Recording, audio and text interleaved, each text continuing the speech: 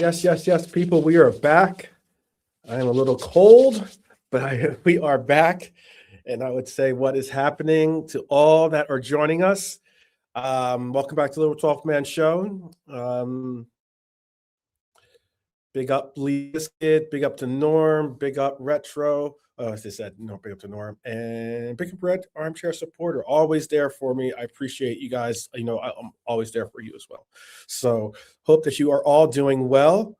And geez, where do we even start with today's show? You know what I mean? I don't know about you, but this feels like one of those weeks where Liverpool haven't just lost a match. They've lost maybe a little bit of themselves. I sound like a 90s movie or something like that, Tears for Fears out here or something like that. But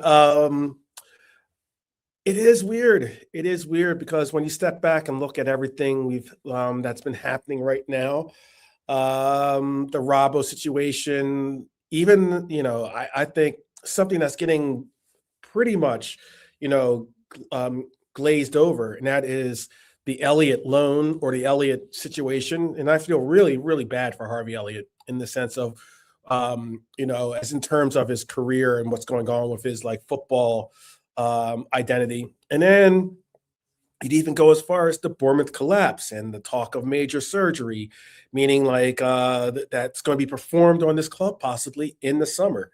Doesn't feel like isolated issues anymore. It feels like some real interesting and introspective type of conversations to have. I know that there's been talk about that Alonso has been contacted and spoken to. There's been talk about maybe even Steven Gerrard taking over as an interim manager, possibly. There's been talk about that the board has Arne's back and that he's going to have this back until it gets to the summertime at least. So it is a real weird one. It is a weird one to say the least. Something is going on behind the scenes.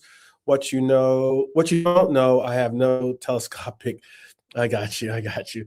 No telescopic lens. I got you. Neither do I. I'm not an ITK. I don't pretend to be. I just like to read a lot, and I do quite a bit of that through as many of the sources that we can get our hands on. Big up to Cedric. And big up High Lord. Big up.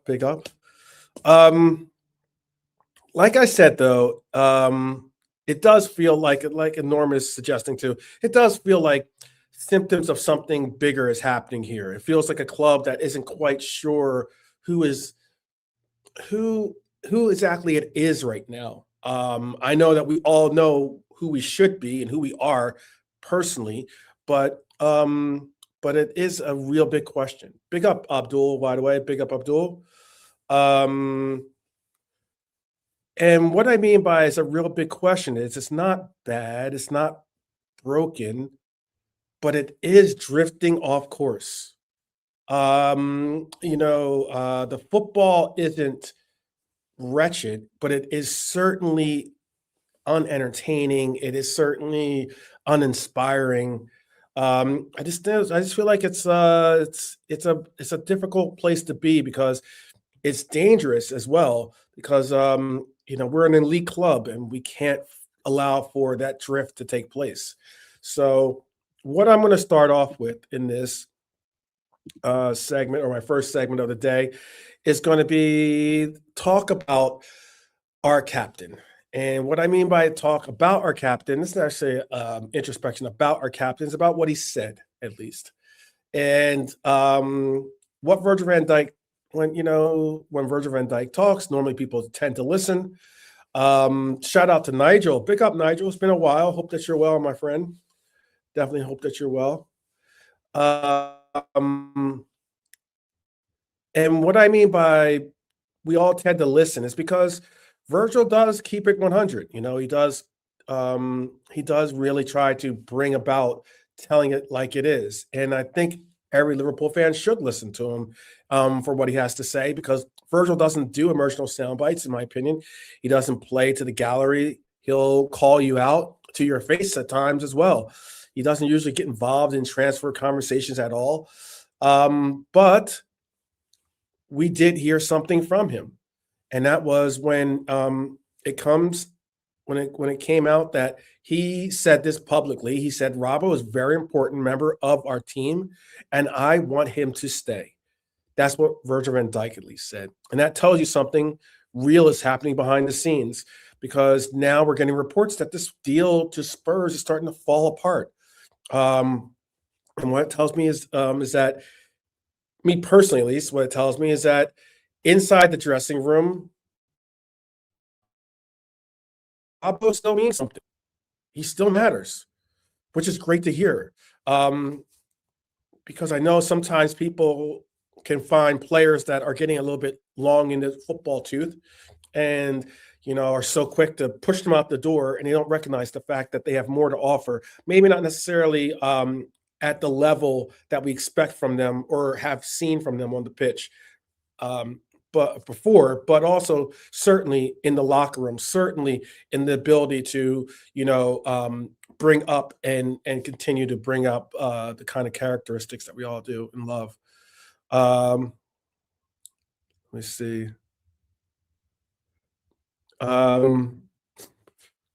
That's a lot. Okay. I just saw you guys chiming in a little bit. But at club level, structurally, he's already been edged towards the door, basically. And that disconnect, I think, is something that we were all screaming out does not make any sense.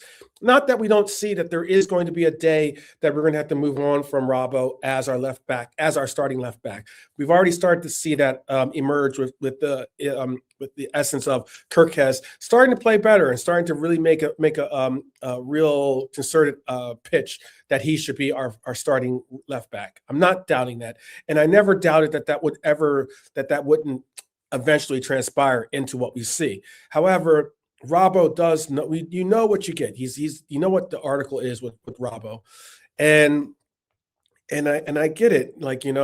Because on paper he's, it's simply put, he's 31. He's out of contract in the summer. He's obviously not the first choice in this manager from the very start of the season, and Spurs come in with a £5 billion offer. That could be a cold football decision. I get it. That's all well, good, and fine. But football clubs don't run on spreadsheets alone, and it's not just down to the bare tax of numbers. They run on culture, on standards, and on people who drag others through difficult moments. And those players. Rob is one of those players. He's a mentality monster. He's a serial, a guy who's been through every version of this club, from nearly men to European champions, league winners. It's serious when you start talking about, excising those people from the club. And it's tough because breaking up a bit. Oh, it sucks. Hopefully you can hear me a little bit. I know it might be too. I see that I am clipping my my mic settings here. That should be good. Oh no, I'm breaking up and freezing. That is not good. That usually means that my internet connection here is going to give out and give up. Hopefully it doesn't. Hopefully I can see myself here, but hopefully it doesn't. What I'm trying to get across is that I believe that football should run on culture. It should run on standards. People who drag, others through difficult moments. And I just think Robbo is an important player, and I'm hoping that they're recognizing that now with this talks about Robbo possibly being finally taken from the transfer talk to just being a player that's going to see out his contract.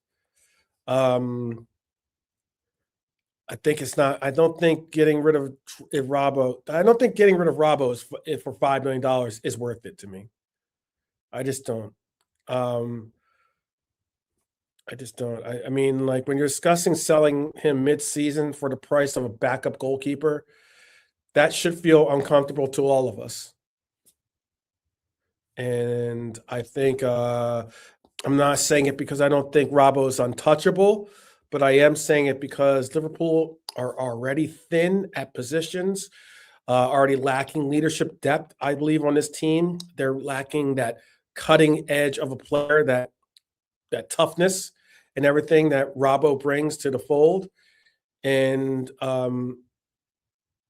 I know already relying on the same few voices in big moments is tough to hear because we're down to the bare minimum when it comes to players, people that you can rely on. I'll bring in Nalante as well. Nalante, how are you doing, brother? Hopefully you can hear me because I know they're saying I'm freezing and breaking up a little bit. No, if you are freezing, 12, good thing I've come here to do the takeover. So yeah, you could do it. Do the takeover for sure. Yeah, I've got time. I've got time this evening. Big up everyone that's in the chat now and people that come over. Please, I want to get big up Lee, big up Cedric. Blessings to you guys. Please like, share, and subscribe. Please, let's get the algorithm, man. Look, I'm going to be honest, man. I know we all try. We all put the work in, but especially 12th, man. The guy, he does a lot, DJing a lot. He puts in the work in. So let's get these numbers up, man. Tell a friend, man, because we want to do, because like I keep saying, 12 and us guys, not just me, JK, we've got things that we want to do, and 12's got some good contacts. That's all I'm going to say. And we want to bless this channel. But big up all of you guys, man. And one thing I like about the chat is this is why I love the chat, because when we agree or disagree, there's respect among everyone. That's why I love the chat. Whether we agree to disagree. So big up the chat as always, man. All of you, man. Always good to talk to you guys. I think that the chat is we've caught some really good OGs that have stuck with us. Yeah. Because like I know there's been some names that have come in and out of the chat that that you can see they were only here for one reason, that is to cause chaos or or be disrespectful to people. The people that tend to, like everyone in the chat right now, are all OGs, all proper Reds in my opinion. 100%. And I don't think for the most part, a lot of us don't hold the same opinions on certain topics, and yet we're all able to conduct ourselves as adults and all still able to exchange our ideas and our insights and just have a conversation.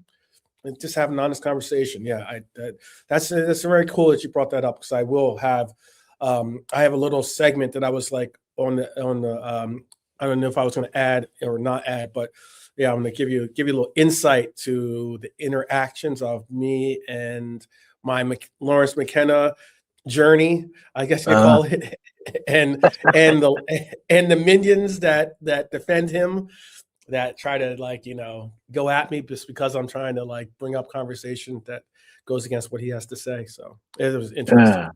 Sorry, man. Sometimes there's the black sheep, and sometimes you got to be that one spits the truth, and people hate the truth. You know what I mean? It's all good. Yeah, it's all good. I was going to ask you this: do you still see Andy as an important part of the squad, or is it? Do you think generally time to move on from Robbo? No, listen, I don't want him to go. And again, in my ideal aspect is the fact that I would rather Robbo see out his career with Liverpool. That's why I wanted to. I think he's a very valuable player. Yes, he's not going to be the same. We get that, legs, but he's still experience-wise. I would love him to see. I want him to see the rest of finish his career at Liverpool. But again, I get it. He's a Scotland captain. He wants playing time, and again, Slots. We don't know. I mean, it's looking likely without it being confirmed the Slot won't be here. So again, I mean, obviously the blocked him. I don't know why he would. Well, apparently now I'm reading that he didn't really want. He's not really asked to go, but it's Liverpool that have accelerated. Little things, which is I'm not happy about that, if I'm honest. If bit that's the case, naive. I wouldn't be happy either. I wouldn't be Yeah, happy with that at all. yeah. But he's like, oh, so he wasn't really pushing for a move. So, It but sounds I somewhat think, almost like Henderson situation. yeah, a little bit, but it's kind of different because I think Klopp wanted to keep him. He didn't want him to go, but he said, look, you're just not going to be first teamer. You're going to be a squad player, which is fair Right. enough. You're going to be But rotation. isn't that kind of like the same probable conversation that's been had with Robbo? Look, we want you here, but you're not going to be a starter for us in the immediate future. Probably, yeah, probably. But if that was the case, I think Slot maybe have had the decision because we bought Kirkus for all that money. Then Robbo, again, he had the choice. He could have gone, but he wanted to stay. So, Mhm. and again, that was Robbo's choice. So probably see how he feels. You could have said he's had more, but Kirkus is coming to form. So who knows? Like I said, I mean, again, we'll see what happens. But if Slot's there, the new manager, Savvy Alonso, whoever that may be, might have a different outlet. So him staying is good for not for us, the club, and experience. You can't be experience, and we kind of Mhm. really need the. I mean, a lot of the experience heads have been flopping, but again, I know we'll discuss that. We've got so many points to discuss, but we'll Mhm. get to that. But yeah, I'm happy he's staying. I am. Yeah. I'm very happy he's staying. Yeah, yeah, just as you said, I mean that makes even more telling is that Robbo didn't force this deal. Like as and that's like you're spot on. He wasn't pushing for Spurs, he wasn't causing noise, he wasn't leaking frustrations. He obviously wants to play football. He wants to get minutes, he wants to get into form because he's going to be going to the World Cup with Scotland, which is completely fair. But Liverpool weren't protecting him really. They weren't preparing to replace him. And the only reason the deal didn't happen, which is what it's looking like, is because they physically can't recall Simicast at this moment, apparently. Not because they changed their minds, not because a VVD convinced anyone, but because they don't have the squad depth at the moment to really replace him with someone. And that says a lot, I think. This Gomez injury really hits hard because now we are down to no no center half coverage, no real the left back coverage has to be Robbo. If he was to leave, that would leave us with basically no one in that role too. Our right back coverage is very minimal as well, considering our coach doesn't rate Ramsey. And I think it's just I get that concept out there is, oh well, you're going to just be the coach now, just coach the players, and we'll worry about managing, getting what players in and taking what players out. But again, I just don't know if dismantling the leadership core is the right way to go. You know, Oh, um, 100%. let's see about 5 games. I'm just seeing some. Yes, Harvey has played for Villa. He's played about 5 games. I guess since everyone's talking about Harvey Elliott, I guess we can get right into it. It was going to be my second segment anyway. Um, Look, the Harvey Elliott situation, honestly, to me, is one of the saddest stories of the season because he goes to Villa to get minutes. He doesn't play. He doesn't even make the squad. He's often getting overlooked and often others picked in his wake because they don't want to trigger that deal that or the 10 games featured deal. So now both clubs are, I think, quietly panicking because nobody thought this through properly. I believe he's 22 years old. This should be the season where he either becomes a real Liverpool option or proves himself elsewhere. That's simple. That's simple. Instead, he's watching his career stall in real time. And the worst part, he can't go anywhere else. FIFA rules, or the rules that are in the Prem as well, are that because he's played for Villa and because he's played for Liverpool, he can't go to a third European team. So Liverpool can't loan him. Villa don't want him, and Elliott is stuck in the middle. That is an administration failure, I think. That's not real football. That is administration failure. I'll ask you, Lamante, has Liverpool failed Harvey Elliott?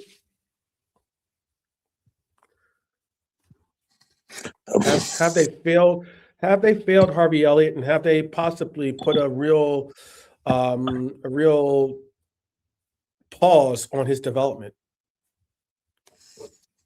Oh, that's the $1 million one question. It's a good topic. Look, I think this time last. So let's go back to I know it's 2026. Let's go to last year's summer. No, actually, you know what? I want to go further. Let's go back to the start of last season, the pre-season tour when Slot came in, and it's funny. Jones and Elliott were the two that said, "You know what? We appreciate Jurgen Klopp, but they like Slot's kind of football." And Harvey had a good pre-season. And Harvey had an excellent preseason, man. Yeah, excellent preseason. I think the game I got to go to against Arsenal preseason, he was one of, if not the best player on the pitch. Now I understand it's preseason, but still all the same, he looked like a player that could get some type of results for not only Arne's system, but also for us in general. Yeah. Yeah, exactly. Yeah, and big up Abdul also in the chat. Big up Abs. Good seeing you, my bro. Yeah, I think. Look, yeah, I mean, they had a great pre-season, and it looks like more that Harvey was going to start the number 10, and then unfortunately he got the injury, the 3-month layoff. I think it was 3 months, and then Subble came in. You know, people, because obviously Subble was a bit hit and miss. It's his second full season, you know, and he was up and down, and then his form take off, and then Subble around with it, and then after that, Harvey never really got a look in until the end of the season. The 1 or 2 games he played, he was in and out. Then there was the Plymouth game, which it seems that all the players got punished for that Plymouth game. And look, even PSG, he got a winner, came on. Next game, again, nothing, or bench. Here and there, and then the only games he had was at the end of our title win was when the title was done. Indeed, yeah. Speak to the resident. I think with no names. Speak to the resident. He still can't remember. He's meant to be coming since last year's summer. We're still waiting. But yeah. Look, he played. Spot on too. This is spot on too. Sorry. Yeah, no, that's cool. I agree with that. I think that's the reason why. Klopp shows Elliott so often as a game changer element to a lot of his schemes. This is personal. I think that he has an ability. Harvey had the ability to go on, get direction, go on, and do what's told, and if not, even improvise a little bit sometimes and create opportunities. Right. Yeah. No. Right. Like Wizkid is kind of spot on, but again, it depends where you took. And then, the game PSG, you would think he'll get a start, came and got a goal, not saw the goal, just changes everything. But he's there in the right place and nothing. And then look, and then all of a sudden, obviously it's not his second season, he wants to get Huey in. And then the under-21 Euro Championships, he was the best player of the tournament. England won a back-to-back Euro 21s. And you can imagine the amount of good England players that are in the England national team are playing for the under-21s and won it. He was the player of the tournament. And you think, you know what, kick him, but Slot, for whatever reason, some of the youngsters, and some may be more right than others, he just didn't fancy him. And I just think Harvey should have just gone to Leipzig and, go to another country, experiencing it. That would have been good too. Yeah. But yeah, maybe it's just he could have done the Kwanzaa thing. I think, or he could have had the arc of story that Kwanzaa's had so far in Germany, for instance. Yeah. I agree. Yeah. Although I've been watching actually Kwanzaa, and his last 2 games have left a lot to be desired, to be fair. But again, he's still good for him. There's other games he's been good, like I can see. But He went the Villa route, which, yeah, maybe, but it's just, I'm not sure. Like I said, it just wasn't the right. They've got Rodgers and they've got Buendia. And yeah, and look at this loan to option when Liverpool fought, and Villa are just not fancying him for whatever reason. And he's only had like peanuts. And it's a shame because now he's handicapped, because if he would have got the game time, you could be saying he could be a potential for the England World Cup squad. Yeah. And Yeah. now he's in limbo. And let's be honest, when he comes back, he's not gonna. It's just gonna be the next club to pass on to. And again, it's similar to Okay. Robbo in a different way. The fact that if Slot goes in the summer, then again, you never know. So this is what is all boiled. It's all bound to the Slot scenario, and that's what it's all boiling down to. Could it be also, though, that Elliott knows something, but I mean, Elliott could look at it from a long play, like the long play position of thinking like, look, yes, I get Arne Slot is not in favor of me. However, maybe that next manager does see the merit in what I have to offer, and maybe it's just not a matter of it's just a matter of outlasting this, because like you said, there chances are we're going to, go a different direction when the summer comes. I think there's a good number of us that have definitely soured on the direction that this coach has taken our club. We get it. We're appreciative of the Premier League trophy that he brought us, and that's something that is always going to keep him as one of the faces on the banners, that exists out there at Anfield. But at the very same time, he's somewhat lost his own identity. I think he's lost his own rudder or compass, and we're going to need a new light here, I think. So if that's the case, it is a question of what we're doing now. But the long run around of what I'm trying to get to is Elliott still a long-term Liverpool player? Could he be someone that another coach properly invests in Elliott and allows for him to continue to develop and grow with Liverpool? I'm not sure. To be honest. Again, it all depends, and there's no guarantees Alonso will maybe feel the same. But again, we have to look at the option. Salah's still going to be there for another season.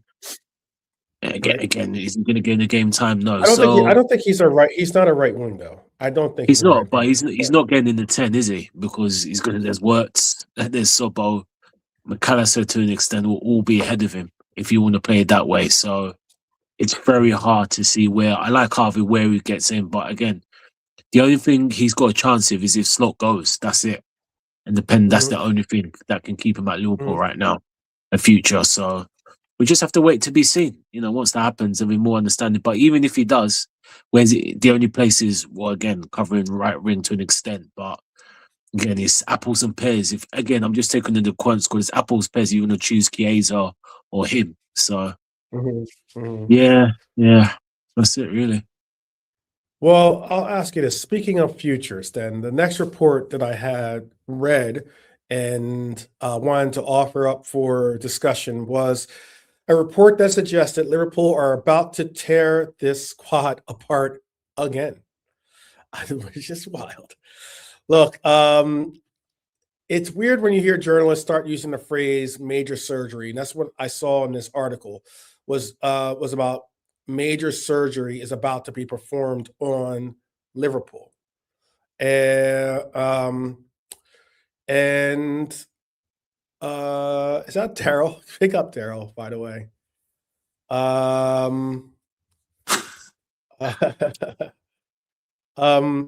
And what I mean by that is about it's about a squad that won the league less than a year ago.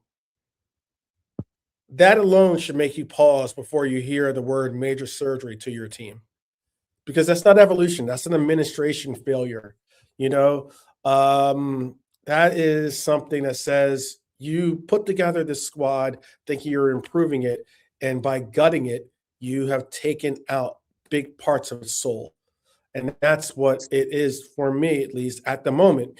It's something that I warned against, something that I said, hey, when I hear people be like, oh, we should get rid of 5 or 6, 7, 8. Some people had up to 10 people, 10 players being moved on. And I'm like, whoa, that's way too much.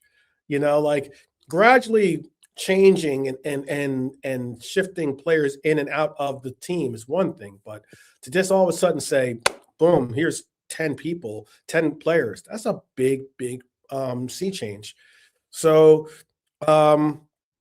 what makes this worse is how quickly this has happened. We're not talking about a team that aged together over 5 or 6 years. We're talking about a squad that was supposedly to be a peak window. We had Van Dijk, we have Konate, we have Salah, we have McAllister, we have Wirtz, we have Isak. That was meant to be Sobo. That was meant to be the complete article. You've already got, I know you've already got some major questions on the table, like Konate's contract talks reportedly stalling, Salah's feature unresolved. You got the Chiesa situation. You got the Gomez situation. You now have a Robbo situation. Okay. Journalists openly saying Liverpool are planning to move on from 4 or 5 players and bring in 4 to 5 major signings. That's a major squad management that's supposedly going to happen in the summertime. I'm not saying in January. What I'm saying is that's supposedly the target for the summer. I don't know what that kind of planning constitutes in your mind, if it's emergency planning or that's just, maybe refreshing, maybe resetting. But emergency planning usually means one thing. The original plan has not worked. And we all know that this plan, unfortunately, has not worked out the way that most people thought it would. Slot came with a mandate to refine, not rebuild, to add structure to an already elite group. That group had soul, fight, had physicality, had an urgency, an effort to say they weren't going to let go of whatever it was they were fighting for. Instead, it feels like we now have a club that is quietly preparing to tear large parts up again. And that is an issue with me, that we have to be at this place once again. So, do you feel like Liverpool are actually building towards something? I've asked this question a couple of times before, but I'm going to ask it again. Do you feel that Liverpool are building towards something or just reacting week to week? Is that where we're at right now? It's just, who knows what Liverpool we get? We get the Marseille Liverpool, or we get the Bournemouth Liverpool, like 2 night and day, Dr. Jekyll, Mr. Hyde style teams. And that is a real question. Very big question. Second City Blues. Ask Kenny Dalglish. Yeah. That's true. No, that's a good point about Kenny Dalglish. No, that's fair enough. And Dalglish, he won as much as, but again, there's trophies to back up. And again, we didn't. Funny enough, we didn't do it back to back under Kenny, which is great. But we still were a trophy machine. We were a trophy machine, and again, like Norm and some of the chat that 87, 88 team. Going back, way back, they were allowed to play in Europe. We could have had another European Cup, but anyway, back to your question, Tov. So the setup, are we set up to fail or set up? Look, I think at the end of the day is the fact that we're in January and at the 1st of January, knew there's a situation. Ibo's ink pennies dry. VVD is 34. And look, VVD's been poor. He's been poor for the last 2 months. And, I see little people, like rants and people saying, overhyped, etc., blah, blah, blah. I heard Yakubu come out with saying, if I was playing in this defensive era, blah, blah, blah. People, but, and it's poor, and VVD has been poor, but remember, when we were winning games at the start of the season and we weren't great, VVD was the one holding up that back line. Let's be real. He was the one holding that back line by himself when everyone was going to sleep. So and he's been poor. But again, you see, this is the problem of a fan base, and you know, hear me a chat, and we know what channels. I mean, I can name it.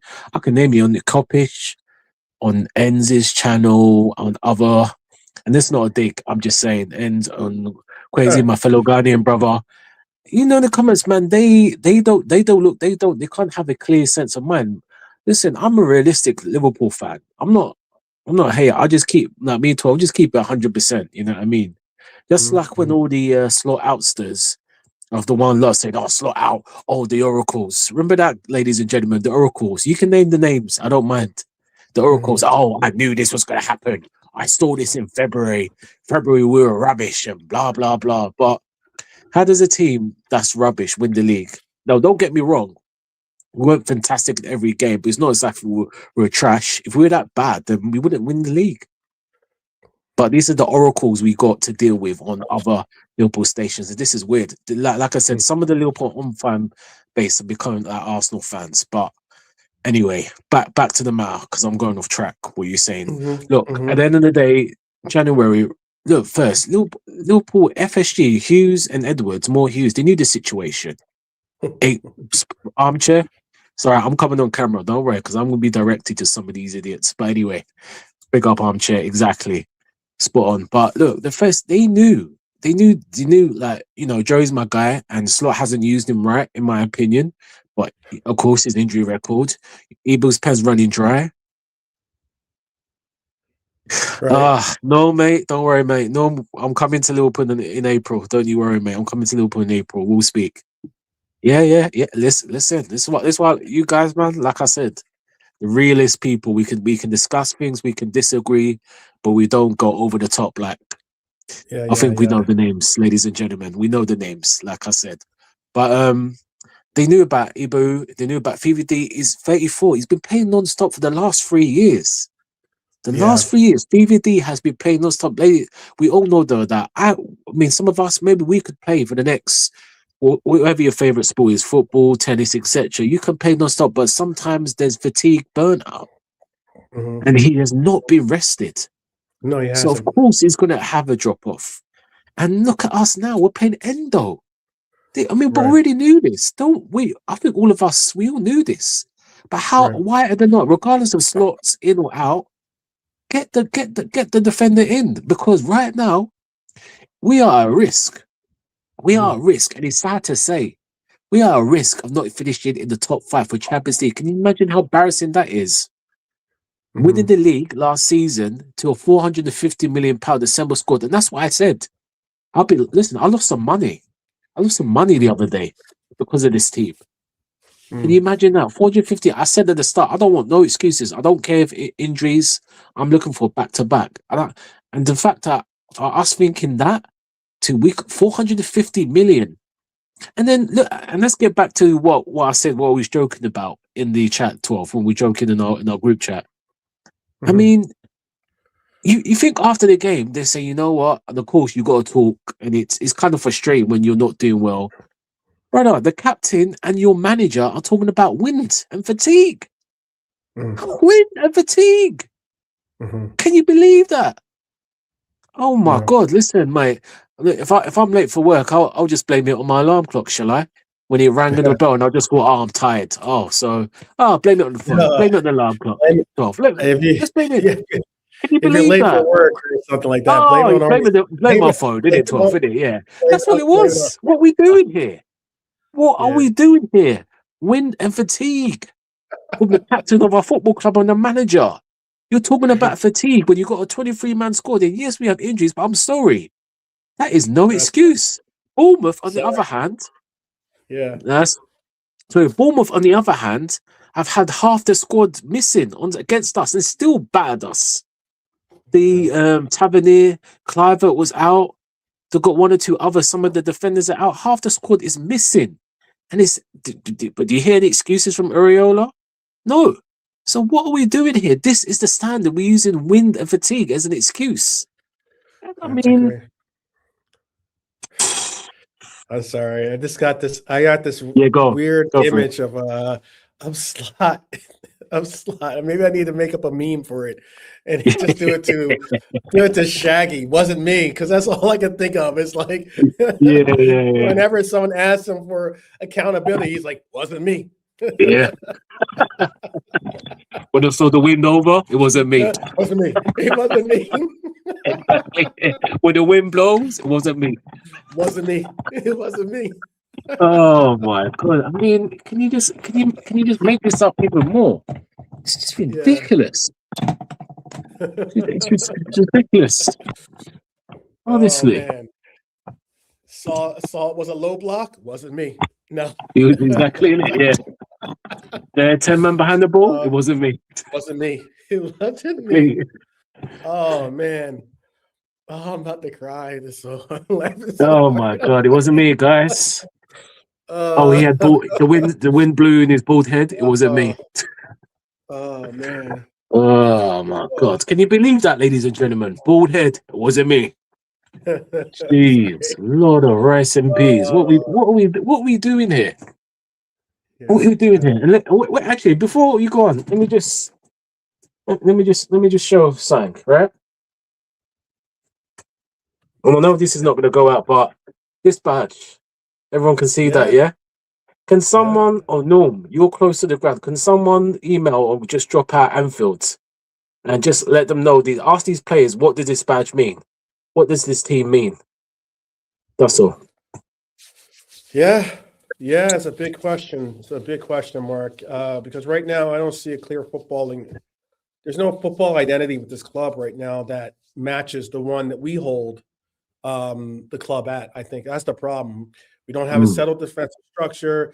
I don't see a midfield partnership that feels locked in and looks like they know what they need to do every time they go out there. It's more of like what you see Curtis Jones being like, what am I supposed to be doing? Or I'm unsure about what the instructions are. I don't see a front line where you know the roles. Look, not yesterday, but the game against Bournemouth, I thought that finally our coach is going to go for 4-2-2-2, and I'm like, cool. But when I saw Cody in the lineup, I was like, okay, this is already going to be interesting. And then you're gonna go as far as to say you're going to have Cody and Salah, two wingers playing as your center forwards in the front two. I was like, okay, I want to see the adaptation of Salah to be more central. I'm okay with that. Maybe that provides us another I think Mane-esque style arc to his story, but I don't want to see that when you're putting Gakpo and Salah, who aren't necessarily going to work the best in that role together. Put an Ekitike there, put a Verts there, I'm cool with it. But like, I don't want to see. I just didn't want to, or even a Ekitike and Salah, I'm cool with it. But look. Cody should be aligned with when we go out in a 4-2-3-1. That's when Cody should play. I don't really want to see Cody in this 4-2-2-2. It doesn't really work with him involved in it. Receiving at the back post wasn't me. There you go. That's gonna be the new song. There's plenty of lines for it. Big up to Brian and Phil Irishman in the house. Big up. And Brian's not even really into hip hop. There you go. That was a good one though. That was good. Yeah. Yeah, I like it. Let's see. It is what it is. I think this turns about major surgery or something though that we have to all really come to terms with, because it means maybe we're going to get a new center back. Maybe we're going to get a new fullback. Maybe we're going to get a new midfielder. You know, there's been rumors about Wharton. There's been rumors about us going for a Van de Ven eventually, or a Schlotterbeck, or even or who I would like to see. I think Brian is a big fan of him too, is Bastoni. You know, I know some of you aren't. I get that. I'm not trying to put that up for debate. But you know, we have to possibly get a right winger in, possibly, or if not, I've said this out there, and tell me what you feel about this in the chat, and you can tell me what you feel about this, Nolante specifically, and that is this: when I was pushing for a 4-4-2, I wasn't necessarily saying, okay, we need to get rid of Salah. Okay, we need to get rid of our wingers. Not necessarily like that, but what I was trying to say is it would be an eventual if we did go to a 4-4-2, we could eventually phase out our reliance on wingers, and thus bringing in another solid striker that we'd have to rotate with our front two strikers, because we can't just solely rely on two strikers and that's it. And maybe bring in and then develop Jade Sands or someone like that. Have a real bona fide third option that we can rotate in. I've been pushing for Julian Alvarez. I know that initially wasn't looked at as being a possibility, but I know now apparently the reports are in Spain that that Alvarez isn't happy with his situation there in Madrid and is open to a move away. I would love to see if we had those three options in our front line. That'd be incredibly, that'd be incredible.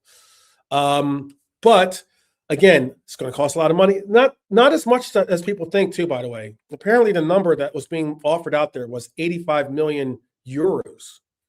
Was the price tag that we could get away with getting a deal done for possibly bringing in Alvarez. If 85 million euros is what it takes, I say, hey, that's a price that I would that's more. I think that's less than what we originally were trying to get him from City for. I know there's other parts of reasons why that deal fell apart, but still. What I am getting at is that we still have to replace these players. And the 4-4-2, I thought, could be an eventual evolution to the club that we could phase out our reliance on wingers. We could possibly, if necessary, we could get a exceptional deal in place for Cody or something like that, and utilize that money to bring in an Alvarez. Like hypothetically, if we were to sell Bayern Munich Cody Gakpo for 65 million or 70 million, okay, and then be able to utilize those funds to bring in Alvarez. I'm cool with that. If we were to go out and get 100 million from Saudi Arabia for Salah, and then be able to recommission that money for a Wharton or a an actual center half like a Bastoni, I'd be for that if that's what it means. Now, I understand that we would be limiting ourselves with the options that we can present, but we still have wingers on the team that could eventually become wingers if we want there. We could have a Rio become that player for us eventually or something along those lines. But my point is, if we are going to sell players, we have to replace them, and we have to replace them with at least the level of talent, not necessarily like for like, but I would like to bring out level of talent. And that's where I'm getting at. With all these possible players that are going to be out, all this talk about major surgery in the summertime, it really makes a question of, if we're not going to, that's not a tweak we're talking about. That's a major implication on what we're going to have as a starting 11 and the depth that is going to supposedly be around it.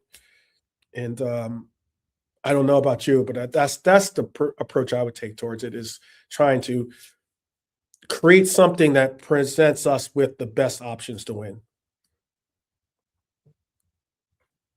I guess my question is too, though. I know I put a bunch into that little rant, but would you be open for summer coming and us bringing in 4 or 5 new players again? Is that where we're at? Oh, it's a difficult one. It really depends. We do need, I think we do need about 3 players. 4, again, it depends if someone has to go. I'll only want 4 or 5 if it depends if quite a few are going. But again, you're juggling, rebuilding, and all this. So it just really depends, isn't it? That's the thing. Who's coming? Who's going? I mean, I think we should sign 3, no more than 4 next summer.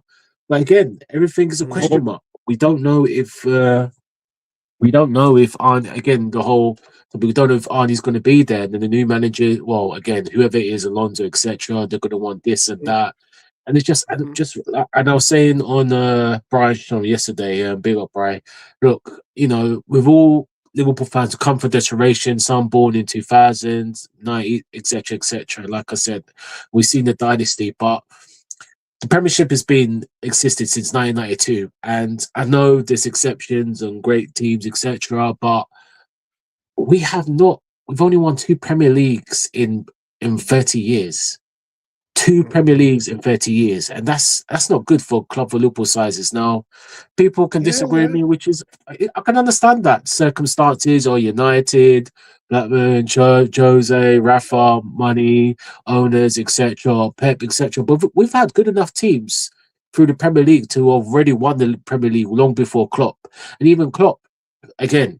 I'm harsh, and people might say he's done a lot, but he could have cemented his legacy with another Premier League, etc. I don't want us just to win the league. I want us to make a mark, a stamp. Yeah. And it seems that was like one season. Yeah, you know what I mean, 12. It seems like we're one season in, one season out. Now, can I push back though? I will say this because I know that our coach said that same statement about he did. I remember he that. said the whole does he have the minerals to lead this team? And he said something along the lines of 2 years. He's like, I brought you your second, Premier League championship, Premier League title, excuse me, in 30 years. I think that should be, enough said. Basically, I'm paraphrasing, but that's for Virgil. Yeah, I remember. I saw that interview. Yeah, and which is right to say. I thought, okay, see now, I was disappointed to hear him say that because I also remember that he was the same coach that when we won the second Premier League, he made a point of saying, this isn't about 2 Premier Leagues in 30 years. This is about 2 Premier Leagues. I remember. In 5 years. Yeah, I remember he did say that. Yeah. And I was like, yes, let's start off from there. The 30 years was a long gap. That was incredibly difficult. Trust me, because I've lived through that gap of Premier League titles or titles in general. Majority of us have. It's been horrible. You know what I'm saying? So there's no front runner. There's no, I'm trying to be a front runner, or I'm trying to get on the winning team bandwagon. The years that I followed this team, we were at some points wretched. Okay. However, there were still silver linings in a lot of those teams. I will admit that there were a couple, certain players that you felt like really, really held your heart, and those kinds of things. But why I'm talking about it from this perspective is I didn't like it because I was like, look, we've already turned the page on talking about you haven't won something in 30 years. We're in this new chapter. And in each 5 page and 2 out of 5 pages of this new chapter have us as as the champions of England. So now I'm looking at it as, yes, we aren't going to go back to back. I want to have that be attested or associated with this club in the Premier League, or at least in this new chapter. That's what I would like to see. But if it doesn't mean that, for now, win us a Champions League. Win us something that is a major, major accomplishment that at least makes us all say, hey, yes, we had very similar, at least to have a little bit of like a boost to us. Because I remember, 2005, Nalante can attest with this because Nalante is a very astute a historian when it comes to our club. 2005, we were not good technically, but it was something special about that Champions League run that made us all believe that something could happen. And look, even in that final, going into that first half was tough enough, of seeing what we were dealing with in the game. But yet we still somehow persevered, and that, doubters to believers mentality was certainly, sprung anew from that. You want us to believe again, we've gone from believers to doubters. A lot of us have gone from believers to doubters. Not saying myself, but I'm saying believers to doubters is a underwhelming tone to our fan base right now. Get us a Champions League. Not, I mean, like an FA Cup would be fantastic. I'm not gonna, boo-hoo if we can get an FA Cup, but get us a Champions League and get us an FA Cup. We still have things to play for this season. My point is, we still have some real things to play for. I'm looking at what I know the chat's going to react to someone saying. Yeah, bring some of the comments up, man. Yeah, when you get the time. Yeah, because I can't read. I want to read. I'm too interested in the guys' chat instead of me scrolling my finger. Put it on the camera. Let's see. Oh wow. Okay. Hope Lucky gets recovered. He says this was about. It's not that surprising. Young central defender Walty Lucky has suffered a hamstring injury that will keep him out for 2 months, according to James Pearson Atlantics. There's one less option, especially since I believe Nalo has been moved on to. He's gotten, not necessarily. It's a loan deal. I think that Nalo is on now. I want to say, I'd have to double check, but he's on a loan deal. Nalo was the youth academy player that we tended to bring up as a center half option. Obviously, we know he's had 2 pretty poor showings in recent history, in recent memory, to him being a part of it. And but there's still promise in the kid. I'm not saying the kid's a bad player at all. It's just unfortunate that those were associated with him, and now he isn't available, and now either is Lucky. Okay. Lee, because it said, do we have a choice? I said he said he was worried we had too many new players this year, but this is all from years of not investing, backed up like a blocked bag or bog. McAllister said it himself. McAllister said that we had too much overchange, we had too much changeover, I should say. And I mean, that's coming from a player who was a very influential player in our team the last couple of years. He's not had a good season this year, but yes, certainly so.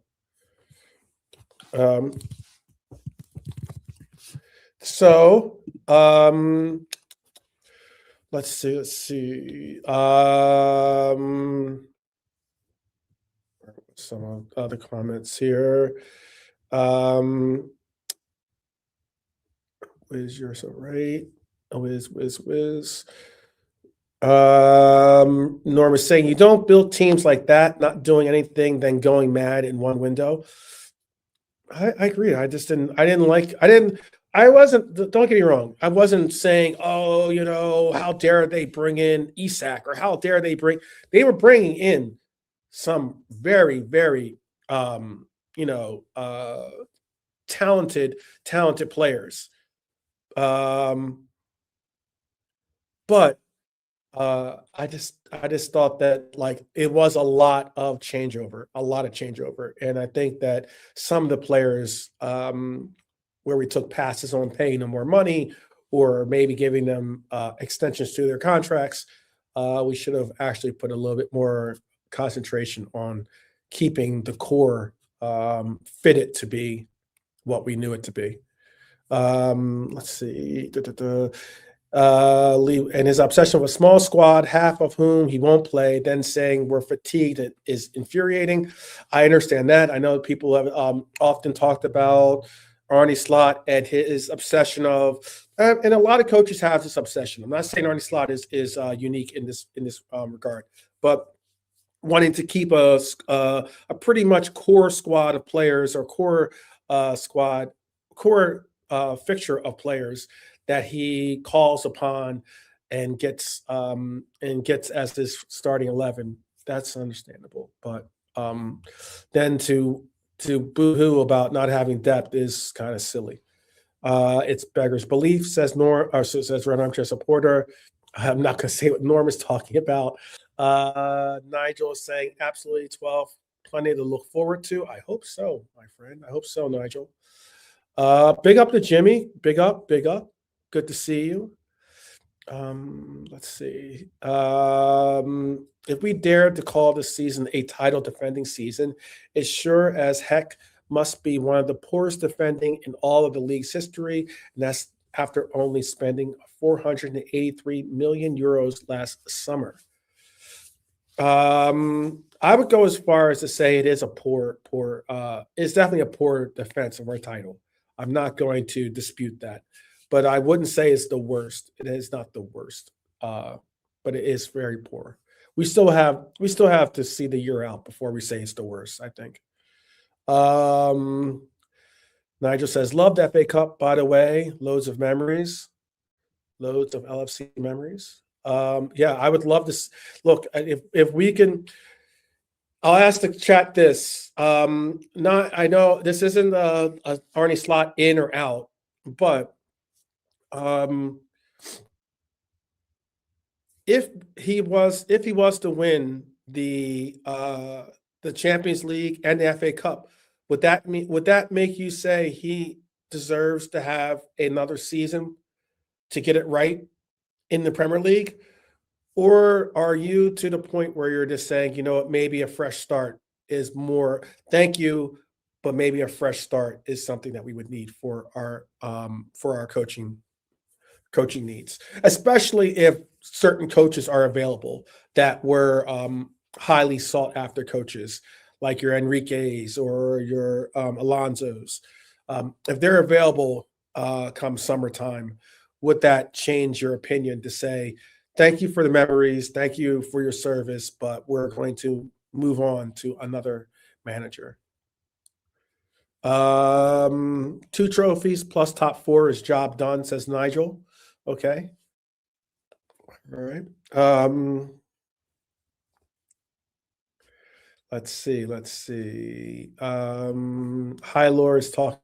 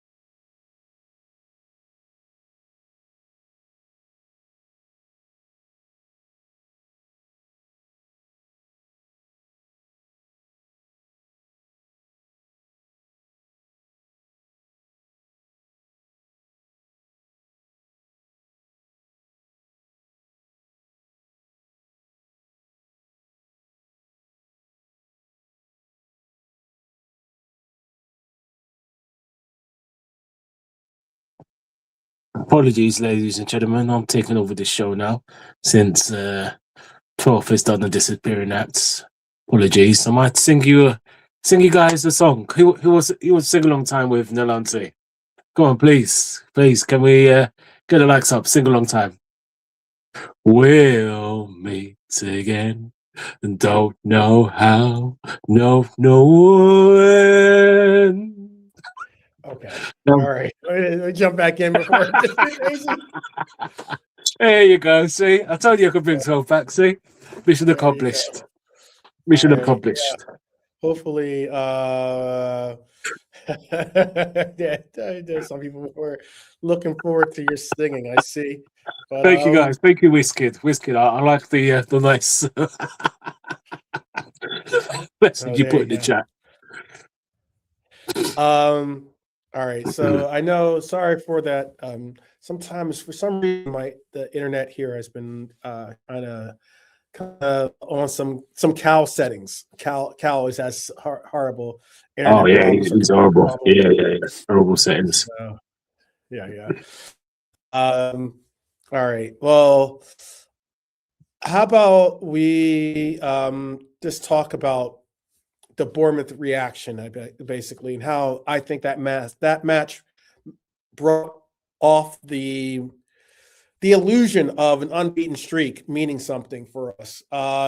This is the game where the unbeaten run finally stopped hiding the truth, I guess is a better way of putting it. For weeks, people pointed to the 13-game streak and said you can't criticize that. It's part of why I talked about the whole Lawrence McKenna thing earlier. And the performances told a different story. Bournemouth exposed it completely. Let's talk numbers because they matter. Bournemouth had 6 big chances in this game, 2.3 expected goals against us. And that's all in comparison to Liverpool, who created 0.83 XG. That's not lucky. That's being second best to a team that is in the bottom of the table. And that's why that hurts, because it's not Manchester City, it's not Atletico, or it's not Real Madrid, or even Atletico Madrid. This is Bournemouth. 1 win in 14, missing key players, and already writing off this year of having any real contention to do anything. And that's what they were coming into this game. Yet when we faced them, they looked like a side that had belief. And that's scary, that's associated with our team, how our side could bring belief as being a factor into what you have today.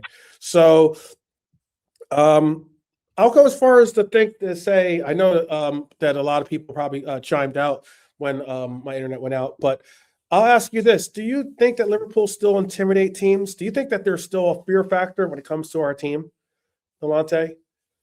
No. You think there's a simple question? Still? No. Wow, that hurts to hear. No. I remember when there was a time when, knowing you had to go up against Liverpool meant something. Rewind the clock. Yeah, it's weird. It's like especially when it was like promoted teams. Yeah, they were like, last season. Yeah. Now you got like teams like Leeds looking forward to playing us and stuff. Leeds, how is that Barnsley. Yeah, whoever it is, isn't it? Yeah, just shake your legs, shake your legs. Yeah. I guess you could look at the goals from that Bournemouth game. First one, Virgil van Dijk error, poor decision, slow reaction. That's all on our captain. I'm not, how big of a fan I am of Virgil van Dijk, but I'm not going to pretend as though he's not at fault for that goal. The second one, Liverpool refused to put the ball out when Gomez is injured. That is on not only Ali, who did have an opportunity to put the ball out of play, but he played it. He continued to play it into action. But that's also on our coach as well. That is, I don't understand how he's not going absolutely mental on the sideline, screaming Oh no, for. no, he told them, 12. He told them to put the ball out. They just didn't listen, to be fair. Wow. He told I, them to put the ball out. But obviously he's gonna cover it up in the press on the interview, of course. He okay, told them. man. Yeah. Oh, he told them. That's still a little bit of a dodgy one, to say the least. They ignore instruction, they lose the ball, and then we can see a goal. That one that's on the players. Okay. I know Jimmy's saying that's on the players. I get Yeah, that. great, Monty's big saying up the same. Jimmy. Yeah, exactly. It is. Game Um, intelligence. yeah, big up Norm. Big up Norm. Thanks for hanging in there or checking back in there. Checking back in to see if we Obviously, got any things trooper. together. Yeah. Don't hurt you. I think he's going to go. I don't know if it's training or I think he does jujitsu. I think. Oh boy, yeah. I actually will do watch that. Yeah, no. Let me know how it goes, man. Yeah. Yeah, don't hurt I'm anyone. into Don't all hurt that. anyone. Yeah, exactly. No. Don't break bones, no. See? Yeah, don't take With your don't ball there, take no. don't take any Exactly. No don't take violence, any of no. No your violence. Liverpool frustrations. Yeah, your team Nah, frustrations out on them. Norm's a good man at heart. Only if you stress him the wrong way. Right. But maybe is that maybe they're not listening to him because they're thinking that's maybe the players not trusting the process? Is that maybe the players not really fearing Bournemouth, despite the fact that they're 10 men down to 10 on 10 v 11, basically? Maybe that's them saying, you know what, we can still beat you with just 10 Liverpool players. I don't know. I maybe reaching for straws there, but still, it is a question of them not trusting each other, not trusting the situation. The winner comes from a throw-in. I think that hurts the most. That winner is coming from a throw-in. This is where the league has gotten to. I will tell you this. Initially, in the beginning of the season, when I started calling out Arsenal for their Stoke FC, their resurgence of Stoke FC, basically, when I started calling out that this season is a testament of where the league has gone, I got called deluded, or I got some people saying that, oh, you're just talking, rubbish. That's where our league is. Set pieces, long throw-ins are possibly. I'd love to see the numbers too. I'll definitely research it beyond this, but I think that if you look at the number of set piece goals and actual long throw-in goals, if you want to call it that, okay, corner kick goals, it has all gone up immensely. What do you want to say, Nawate? No, just add to that. They put it on Sky, funny enough, and guess where we rank? Oh, we're at the bottom. Yeah, bottom three, 18th. Yeah. 18th. Set piece. I think it's Forest. I can't remember the other two teams that ahead of us, but 18th. Yeah. That's how bad we are. I believe we've only scored 2 goals off of corner kicks this season. That's not Yeah. saying that I'm not saying that we have, that'd be one thing if it was like 2 out of like 20, or 2 out of even 40 or 50. That'd be one thing. I think we're in the hundreds, or something like that. We've taken over 100 corner kicks this season and scored 2. That is horrific numbers. But Liverpool conceding more throwing goals. There have been, put it this way, you're talking about 18th place. Here's a statistic for you, Nalante. Mm-hmm. Liverpool have conceded more throwing goals than any team in the league this season. Damn it. Think of this. Let that resonate. You know what I mean? Let that resonate. And it's not like we're a small team. That's the thing. We have 2 in Ibu and obviously VVD. They weren't playing in that Bournemouth game together, but still all the same. They are at the top of aerial duel winners and the likes. We have some very tall players on this team that play for us. Yada yada. And we have conceded more throwing goals throw in goals this season than any other team in the league. That's some schoolboy stuff. We've already sacked our set piece. We've already sacked our set piece coach, but when you combine that with the constant late goals conceded, the poor defensive communication that we see sometimes, predictable attacking patterns, I don't see a tired team. I see a confused one. They're two different things. You can be tired, but I think that's not where we're at. That is just a confused team with no sense of real direction. Yeah. That's why again, doesn't make sense. Well, again, unless, again, all points to get rid of Slot. Why they kind of blocked Slot's Heitinger's request. He's willing to come back to the club and he blocked it. I don't know why. All right. Because every little penny counts. But again, like people would say, they would say maybe it's the fact that Slot is going. I'm going to give you a K-Mac-esque controversy. I don't have a tin hat, but this is my own little bit of so I'm gonna call you 12 Mac now, am I? Yeah, 12 Mac. You can call me 12 Mac for a second. Shout out K-Mac. Big up. Yeah, big up. I honestly do believe that once we get to the summer, because I just want to say this now before other people start saying it, because I see sometimes the things you say or the things we talk about in our group chat, all of a sudden they get into the mainstream, and then people think like you're not being original with your thought. Of course. I'm going to go as far as to say that I think we go away from Slot in the summer. However, I believe that Spurs will sack Thomas Frank and they will hire Arne Slot.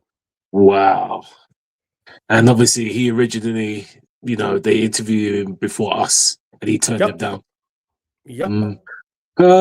Stranger things have happened. Heitinger's there now because we blocked him coming back. So listen, I'm not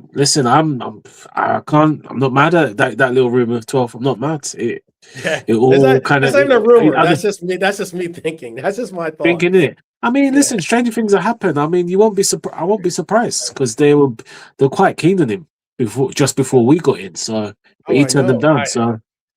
I think that if Arne Slot were to be moved on from by Liverpool, I think Spurs would look at it as an opportunity to possibly get a little bit of what they saw, what magic they saw be observed with that run we had last year, and maybe they get that with him. He's a good coach. I don't think Arne Slot is a terrible coach. I'm not saying that. Same. But I think that's what they'll do is they'll keep Huttinger, they'll keep Slot. He'll have his whole staff there ready to rock and roll. And at the time, this originally started to conspire in my mind when I saw Robbo going to Spurs. I was like, interesting, but that would be a very interesting situation where Robbo goes to Spurs and he can't get playing minutes here. It feel weird. It just feel weird. You move away from the club, and then all of a sudden that coach follows you to that club. You're like, oh, you already manifested this, aren't you, Toff? Yeah, great. Yeah. I said get Slot and Robbo. Oh, that'd be so weird. But we do what God do. And I will say this about Arne, and again, people might disagree with me with this, but if he, at least finishes in the top for Champions League and wins either the FA Cup or Champions League, for me, he gets another season. For me personally, okay, so that's what I asked before. Yeah, okay. My internet cut out. Yeah, I was asking if he wins, if he does get a, So all right, there's levels to it, but if he were to get an FA Cup, does he return? Yeah, I think he buys him another season because at the end of the day, I know people and on Brian's channel, big up Brian. I'm sure I think he's starting his show, but people saying, "Oh, we should do Chelsea." Look, Chelsea's sacked their manager and Man United, etc. But obviously, we're Liverpool FC. We're a special club. or an entity in itself. And yeah, probably right now he does deserve to go. Let's be honest. But if FSG are not going to do it, then yeah. But then yeah, I mean, if he's staying to the end of the season, and it's going to be hard because I'd just be embarrassing. Imagine we get to the end of the season, we lost double digits. We've lost 10 games in the Premier League this season, double digits. Can you imagine that? We're 3 games away, people, for 10 losses in the Premier League. And right now, you don't have any. We have no confidence that that's going to happen. But again, if he does finish Champions League and FA Cup or Champions League either one, then for me, he gets another year to prove himself, to see that this season was just, he gives him, for me, another season. But again, and I see, and I'm not going to begrudge him. I'm not. And again, we're talking about the online fans on certain other Liverpool podcasts, good or new, small. A lot of them saying, "Oh man, if they, don't want us to win anything because Arne Slot will stay." And 12. And look, I mean, again, what is wrong with some of our fan base, this online fan base, and some of these ain't been to a game in their life, or just sit there and couch and criticizing, or some they have, but they're moving mad. They're moving like they're in the pub. They've gone to the pub. They've had a couple of tequilas, a couple of Fosters or whatever they drink, beer, shots, and they just kind of lost their minds. Sometimes I think it's in the drink talking. There's a drink talking to some of these fans. It's just mad because at the end of the day, I'm about Liverpool FC Football Club. I'm not about any player. As much as we're bad from if he is, listen, mate, if we've got a chance to win the European Cup, old big is, or the FA Cup, I'm taking that. I'm taking that. I'm not going to sit here and wish upon the next man, even though he should go. If he does it, he does it. Let's not do that. I hate it. Just weird. Some of the base that say, I just rather let's just not win anything so we can get rid of him. I'm just thinking, boy, I'm done. But yeah. So sorry. I think the last time we lost 10 games was Klopp's first season, wasn't I think, or something? Yeah, 25th. Yeah, I think when he came in like 3 months into the season in October, so that'll be the 2015, 2016 season. We weren't doing well when he came. Yeah, we weren't doing well, and we were still up and down with him, with Klopp, and you can see signs. Yeah. So yeah, I think I'm sure is it. I'm going to say it to his credit though. We did make it to a League Cup final that year, and we made it to a Europa League. We did. Yeah, I understand we lost both, but the sheer fact that we made it to those finals made me say, look, there's some real heart in these players that are playing for this manager, trying to, get results and get us over the line. I thought that's what we were looking to look at it. Right. It did take another 2 years for us to actually do something, but moving up immediately to 4th, and then that next year made something at least where we just got back in the Champions League. Let me see. So now everyone has my little wild take, my crystal ball merchant take. How about that? That's the crystal ball merchant take. I'm sure I'll be called a crystal ball merchant if I get that wrong about Arne moving on to Spurs. But do you think this squad mentally is weaker than not only let's just compare them to last season's squad. Do you think this squad is mentally weaker than previous Liverpool teams? Well, yeah, because look at where we are. That just says it all. And some of the players, they're just not on it. Now, again, we haven't mentioned this for a while, which is, good because, things have to move on. But obviously, Diego's had an impact, obviously, in the summer for some more than others, That's happened. But it's just that they've again, it's like they're ghosting themselves. They don't know who they are. They don't know who they are. They've just kind of, and yes, slot tactics hasn't helped at some ways, but at some, like I said, and I'm going to say the same thing, or borrow cliche. The players, slot is to blame, but the players are just as bad to blame. Because end of the day, I get that. Yeah. But you know this, 12th, and some of you in the chat, you know this, and we know what platforms are talking about. Some of them saying, "Oh, it's all slot." oh, it's a teacher's job to teach the student.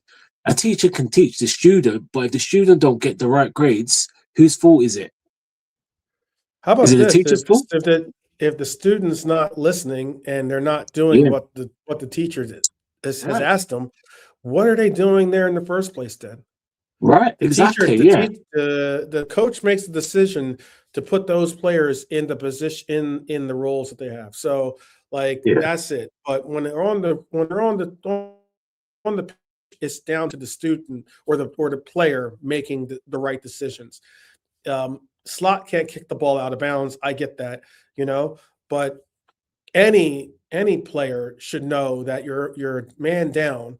You only have one center half in the team playing currently, and you need to get the ball back. Whether that would have been normally like a Milner foul, you know what I mean, on a tactical foul just to stop the yeah. clock, or not stop the clock, but like stop the play, Play, yeah, so we can or get the sub in. right. Or even if it's like, working whatever ways you can get that ball out of bounds. Even if you do have possession, kicking it out of bounds, giving the Yes, ball back to the other team, but yet knowing that at least you'll get your substitution on the pitch. That's what you do. It's yeah, plain and simple. But we ignored that. Now, whether that's the players saying, tuning out Arne Slot, basically, that's one thing. But I don't.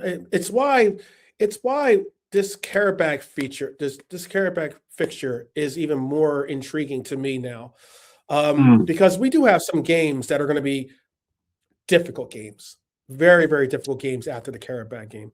I know we've got their home games, but we got Manchester City.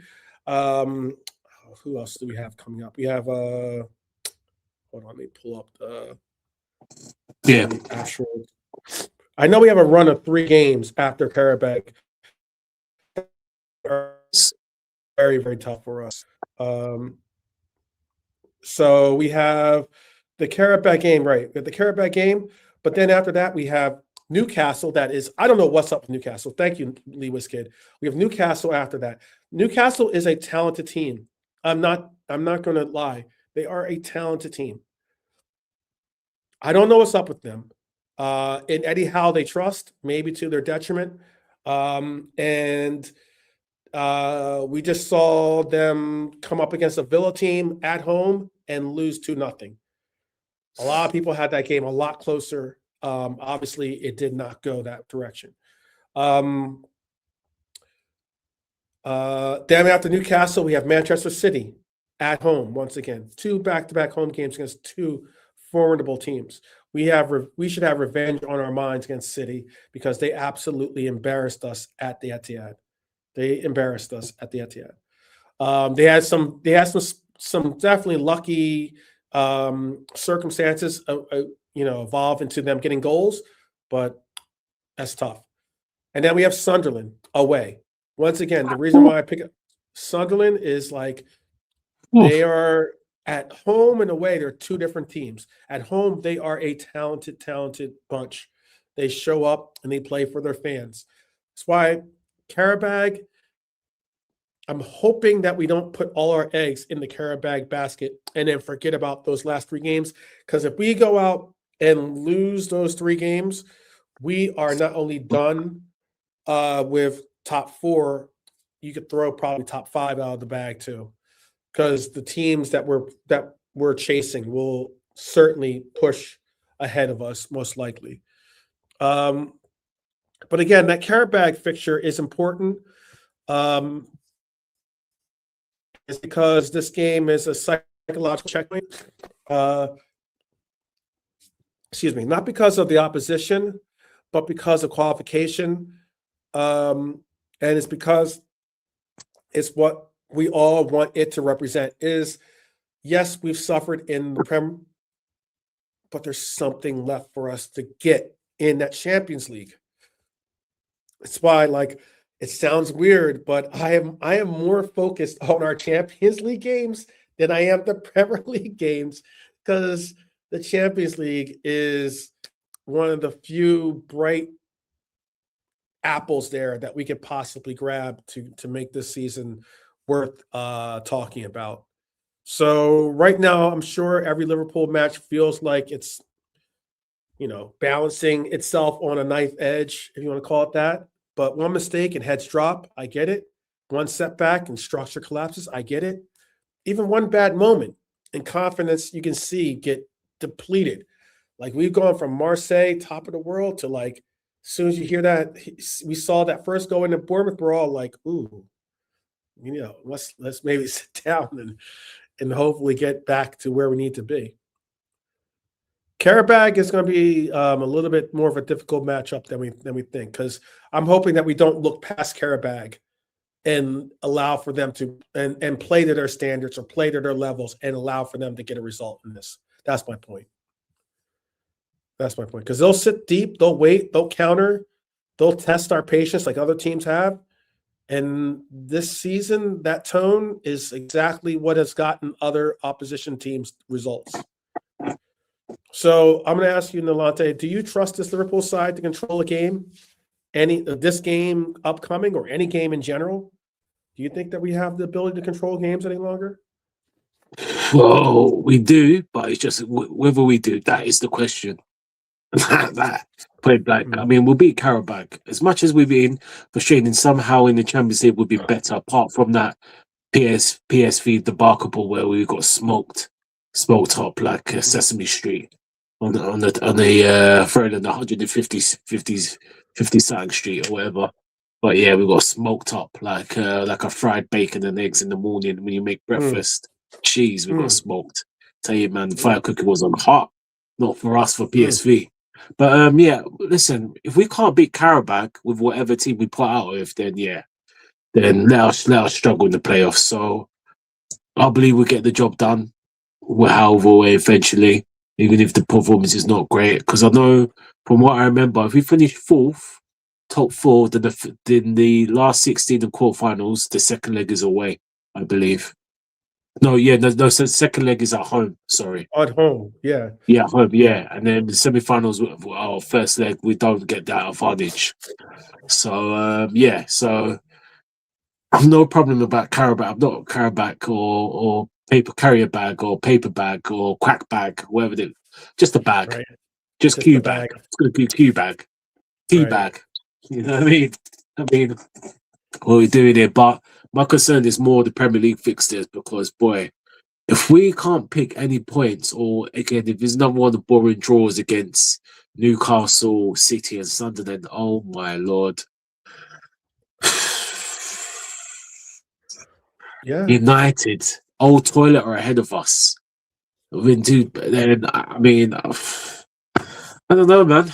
I don't know what these and that could easily happen. This is the thing, because somehow we're just not with it. You know what I mean? And even so, I will admit that game was entertaining. I will accept that. I watched that game. It was an entertaining game. In that it was, they score, they come back, they score again, they come back, and then obviously you get the winner. That's exciting. And that was entertaining. But yeah, I didn't want to see. I wanted to see the 2-2 draw and then just keep it moving. I wasn't really 2-2 draw. I was already clocked out for it was a horrible result, and then Bournemouth just slapped a wet fish in our face. Pools. But they done. But what's the concerning thing? And Alan Shearer brought it up on Match of the Day. That's the UK show, 12th. I know some of you guys could watch that. It's that we were in so many promising positions, but there's no end product. We were just trying to either dribble or try to do the 1-2 touch. And even Salah, there was one time that he was through, and Salah would just cut into the left, and then top bins it or make the keeper work. And he just tried the horrible pass to Cody. And we weren't like we were. There's about 6-7 times we had opportunities to make the keeper work. We've done nothing. It's all right. All we had was the off the shoulder. I mean, finally a corner from VVD, and then the little nice free kick, great strike from Sobol. Apart from that, we were just so lackadaisical. We're so non-threat in the final third was so wasteful. Yeah. Yeah. The grab It shot. was And that's that was so concerning. disappointing. Concerning. Yeah. But then again, Very concerning. I was told that we have no final product technicians on our team last season, and that this season we've gone out, bought all these Well, that's what they are, these isn't it? shot callers, Shot all callers, these, shot ballers. hey, like all this different stuff. Yeah, toothless red armchair supporters, what would look like in front of the goal. Exactly. But I think that also might be because the way that these players are being instructed to get the ball into the box could be possibly something of it. I saw, look, I think it'd be why we win the Champions League, in my opinion. But yeah, okay. I for a second out there trying to do like 6-7 or something. But like, yeah, because your thing was going, so I was just doing it. Okay, Go. Yeah. I was just gonna say, like, but there was an opportunity that Florian Wirtz had. He had a touch, he had another, but it looked like he was just like labored in his run, and he didn't really. He took an extra touch, and then he didn't even get a shot off. And I was just like, that's a one time. That's like, just take that with your right foot and just, pick a corner all day, But it's like the confidence to take that. There was an opportunity that Szoboszlai had. I believe it was Szoboszlai had it, and he, rather than push and try to push one more touch into the box and then take the shot, he recycles the ball. I just think that approach is one of the reasons why we see what we do see. I think that that you have when you have a coach that is going to obviously react by not playing you possibly the next game, because we've seen players have good results, and the very next game they get punished by sitting the bench. Their reward, I should say, not even punished, but their reward is, hey, they're just sitting on the bench. Because there's certain players, I think, on this team that get preferential treatment. Mm. And it's weird. Our coach made Salah a sacrificial lamb for like, and then next thing you know, but then there's other players on this team that could and should have been rested or bench. Let's be honest. Quite a few players have needed to see bench. Yeah, that's true. That's the problem. I mean, look, the lineup he tried. I mean, look, to give him something, went with everyone's talking about formation. Why do you try that? He did. He did that on Saturday. He did. Yeah. The only thing is, maybe you could have. Yeah, I think Jones he used the wrong personnel, though. I think he used again. That's a different conversation. He used the wrong personnel, in my opinion. Maybe so. I think Jones could have started. I'm not sure. Maybe Mac sub. Yeah, it's probably Mac in it because he's not going to drop sub up. He wants to play him at some point. And then the Cody thing with Ekiti Hugo, I'm not mad at it. I know people saying, why did he start Hugo? Maybe he would have won the game and you could have taken him off. True, but he's right in the sense of like he's our only main striker, number 9. So that's you have to manage him. And really and truly, even if Cody's starting with that lineup, we should be winning 9 times out of 10. He came off, and even if he started, there's no guarantee we would have won. Hugo started games, we drew the game, we haven't won the game. So I'm not really mad at that. I'm not bothered about that because that lineup was. I understand that perspective, and anyway, that lineup was good enough. But boy, sorry, Toph. I'll just go on. Sorry. No. I was just going to ask. Do you think that we'll go that he'll go away from that 4-2-2-2 and go back to the 4-2-3-1? Yeah, I think so. I think so. He's gonna just because he keeps second guessing himself. That's one of his problems, isn't it? He's gonna think, that didn't work. Let me just change the formation up to what I like to play usually. But boy, Cody and the fam. I know, and again, sometimes it feels like Mo had stinkers, man. Honestly, they had absolute stinkers. Honestly, dude, it's like 2 guys that are just. They didn't know what they do running out of this. I mean, I don't think did Mo have a shot at all in 90 minutes. He had both of them were in so many dangerous positions, but they were so wasteful. It was unbelievable. It was just so wasteful with that midfield. I mean, who would have told you last year that Grav and even Sobersai, he was poor as well. Like, I'm not going to get this is what people love the GA merchants love. He crossed the ball. Oh, he assisted Van Dijk. Oh, the free kick. Nah, man, forget that. Sober was poor. He was poor as well. Yeah, that bumps up his very well. Thank you very much. Appreciate you. But what did Sobo do in the game? What did he dictate? What did he run again? Just the forward thinking. Mac was again a bit better. I mean, some people saying he had a good game. Not me personally. No, he was okay. And the midfielder they're lost. They're overrun. And again, some of Stoke's coaching, but again, the players are not helping themselves. So again, like I said, right now, I mean, Curtis is frustrated at times, but at least he put something in there. I rather Jones in there. I rather Trey in there. And if you got another, and to be fair, he put Rio in quite early. He did change it. Rio didn't get 10, 15 minutes. He put him in quite early. So, and these players are just either not playing for the manager. The form is just horrendous. Yeah. It really is the Henry second guessing, and then you got Wirtz, who didn't have the greatest game, but at least he was trying to dribble, etc., etc. That's the thing, and that's the thing. We all said it. We all said we should have got the winger. Look at Semenyo now. He's cooking. He's cooking at City already. Come in, bang. They got Gay, and that's the thing with City. We can talk about, what 115. Big up. Right. We can talk about 115. We could talk about 115 and money, but you know what they do? They're looking to win trophy after trophy. They're like, you know what? Listen, you got injuries, yeah?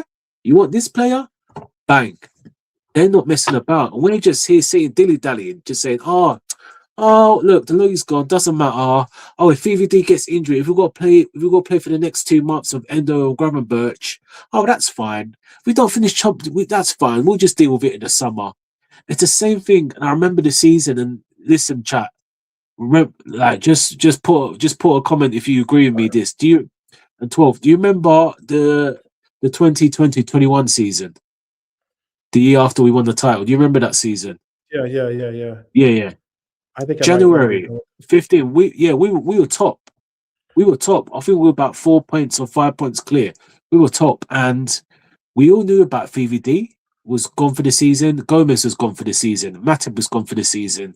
And Klopp, the first 2 games, he unfortunately guessed himself by playing Fabinho and Henderson as centre-backs. I remember we got battered in 1 or 2 games that run. And he wanted to get that Croatian. What's his name? I forgot the name of the Croatian that say, what's his name? Again, someone in the chat, the pronunciation, I'll probably get the name wrong, but I think it's Deja Carr, something like that. Anyway, there's another defender that Klopp wanted. And he told the board that. But what did they say? Nah, we'll just wait again to the summer and we'll give you the hologram. The man just to wear a Liverpool shirt and never play again, the hologram, and give you some 19-year-old from Germany. And look what happened. Yes, thank you. I just can't pronounce the name properly. Red Arm. Yeah, something like that. I can't pronounce the name properly, so that's what I'm just saying. And look what happened after that. We had a horrible run of form and we made it to get Champions League, but we would have won a back-to-back in that season, 12th. And look where we are at again. Crisis. We're just a Gravenberch injury away from him, starting. So that was the year that after we won the Prem, you mean? Yeah. So it's 2020-21 season. Yeah. So this was in January when we had Pickford, VVD, Gomez, Matip. They're all injured for the rest of the season, all before December. I agree. No, I understand what you're saying. We end up in 3rd place that season.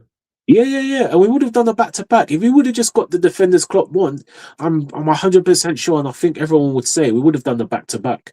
We would have. But again, I think we made the quarterfinals that year too. Yeah, Real Madrid. Yeah, we lost to Real Madrid in the quarters. Yeah, Mhm. And that makes it worse. Real Madrid, those scumbags. But this is what I'm saying with again. This is what I'm saying with the board. Like Mhm. it's like they want to yes, they've got a decent legacy. Do they want to build a legacy, or do they just want to be the odd Premier League win in once in a while? And everything we have to wait. You have to act. That's why City have won 6 out of 7 Premier Leagues in a row. And money can they've got money and rarity, but it doesn't matter. They act. If Mhm. Pep says, you know what, guys, help me out, they act. What we doing here? Why are we resting on laurels? And this is Mhm. FFC's problem at times. Like outside of the club, they've done great things. They stabilized us. We've come a long way. And they built by the block, housing, the Liverpool community, the stadium. They haven't moved from Anfield to build it more. Thank you. They openly admit their mistakes with the Super League and the ticket pricing. You know what I Mhm. mean? They've sold a lot of revenue around the world. We're back around there. That place, one of the top 4 or 5 clubs in the world in terms of revenue, the most revenue. But in terms of trophies, yes, we've won quite a bit under them, but we should be having a legacy now. And this is the problem. It's not rocket science. It's just common sense, dude. Regardless of whether you want Slot or not, get that defender. Get that Mhm. defender.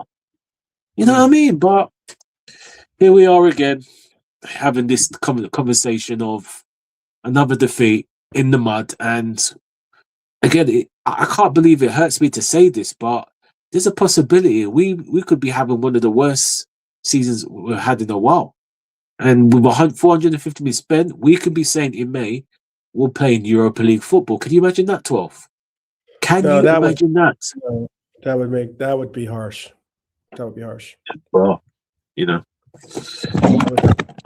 Oh, So, oh wow. Yeah. Yeah, that's yeah.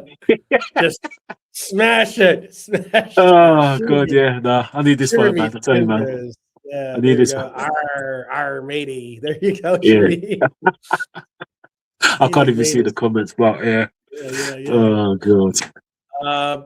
Cedric is going back to work. No worries, no worries. Oh, big up Cedric. Enjoy work, bro. Big up Cedric. He said, unfortunately, can't blame the wind for being too windy. Hey, If you get in Cedric. there, if you get into there and your boss says you're late, he says, "Hey, just do what we do this year." Wasn't me. It wasn't Was it me. me? It It was the wind. wasn't me. It The wind blew me away, was the boss. wind. Sorry. It was the Yeah. wind. It wasn't Have me. a word outside and talk to the wind. If we do go to a 4-2-3-1, Mhm. I have this being our starting lineup. Whoops, I didn't get all of it in there, so let me do this there. I have to write it all over. Hold Cool. on. I'll write it over. Let me just start typing it in here again.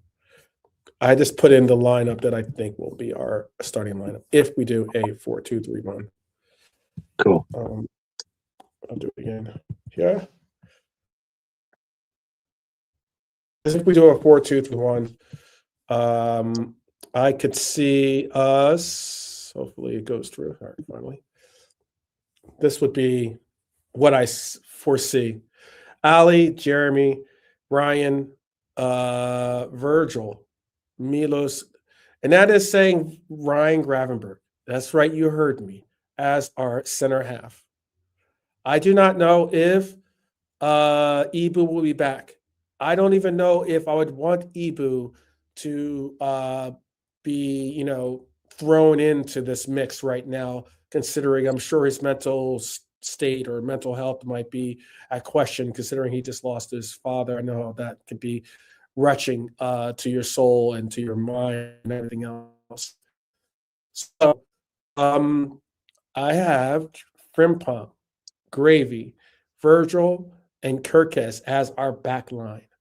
I would then have McAllister, Curtis Jones, and Florian Wirtz with Dami Sabaslai to make up the 2, and then hopefully 2, and then my hopes would be 2, a Salah and Ekitike as our front forwards, but most likely will come out in a 4-2-3-1 because like often our coach does not have real confidence in himself with the way that he goes about selecting, getting a lineup and sticking with that formation. So 4-2-3-1. That's what I have. What do you see our lineup being on against Qarabag?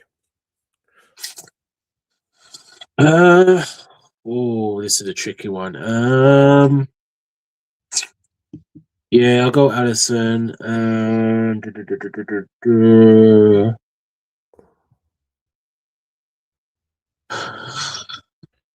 Yeah, Joey, we don't know, do we? There's no diagnosis, but so we'll just say he's out of the game, just on the safe side. We still don't know the diagnosis on Joey, unfortunately. I'll go Frimpong, Endo, VVD, and Kirkes. I think it'll be Grav and Jones. I think it'll be.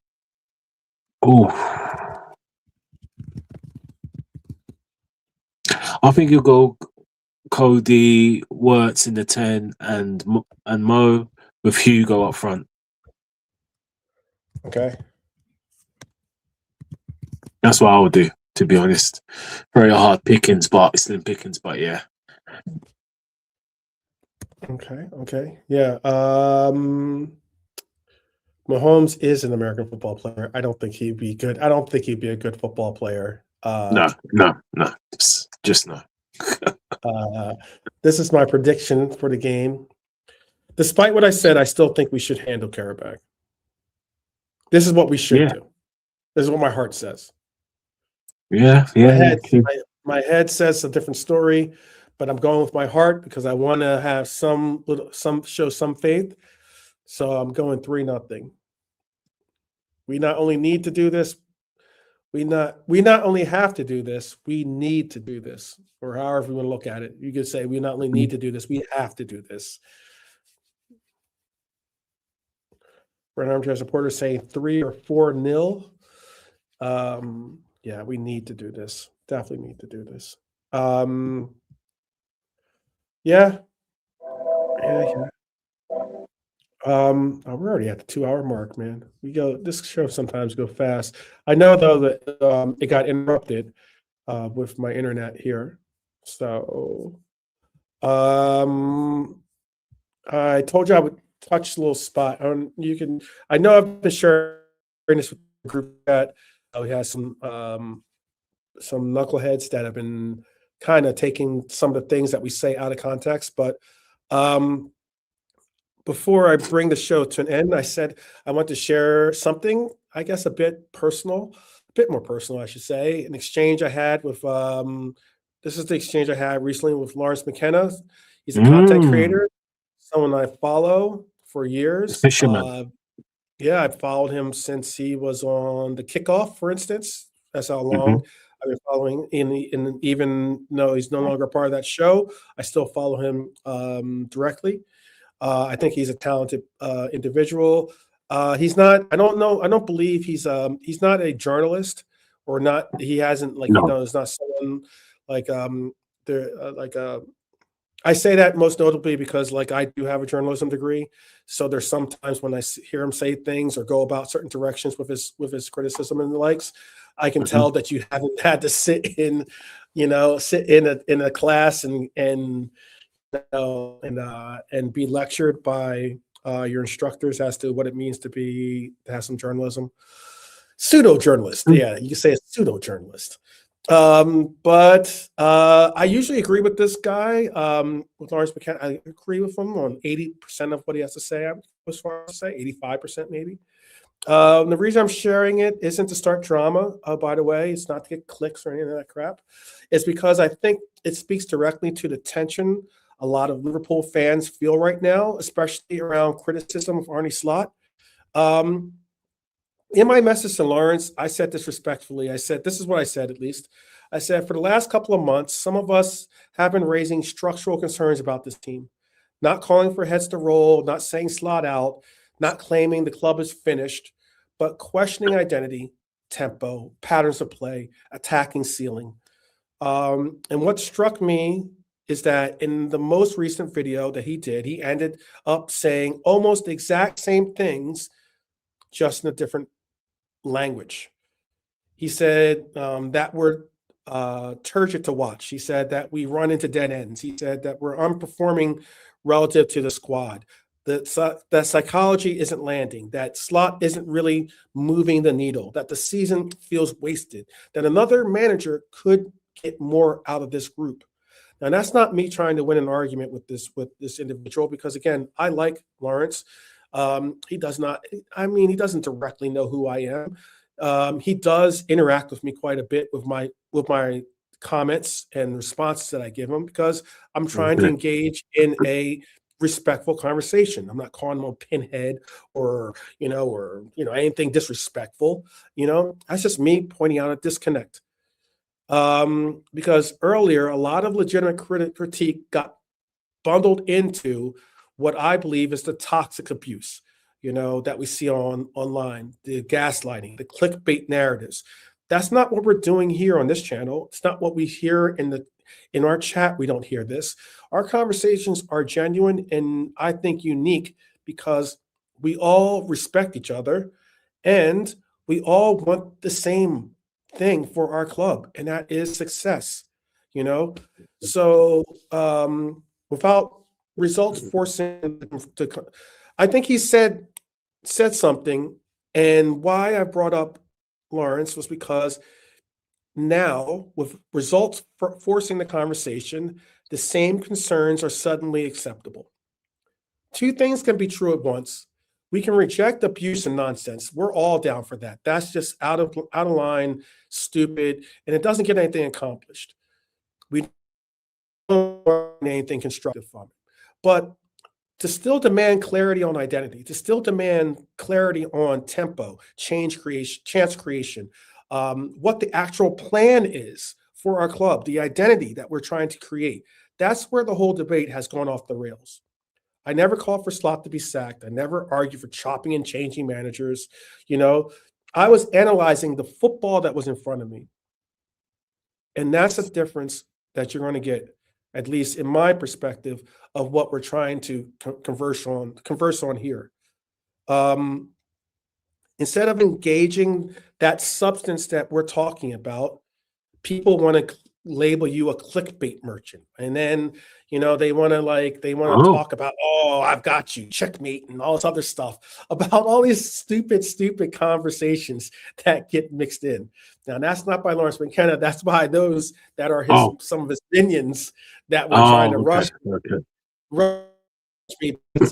I called Lawrence out because it started from the Spurs match where he kept talking about how, if you had heard everyone online, you would have thought we lost this game, and how the coach knows more than we do, and we're this and we're that. And I was like, okay, first off, slow your roll, Lawrence. You're about as knowledgeable as all of us when it comes to it. You're not a coach. You're not some former player or anything like that,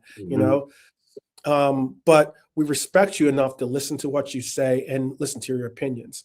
Don't belittle those people out there because they have opinions that differ from your own, and then the last portion of what it was that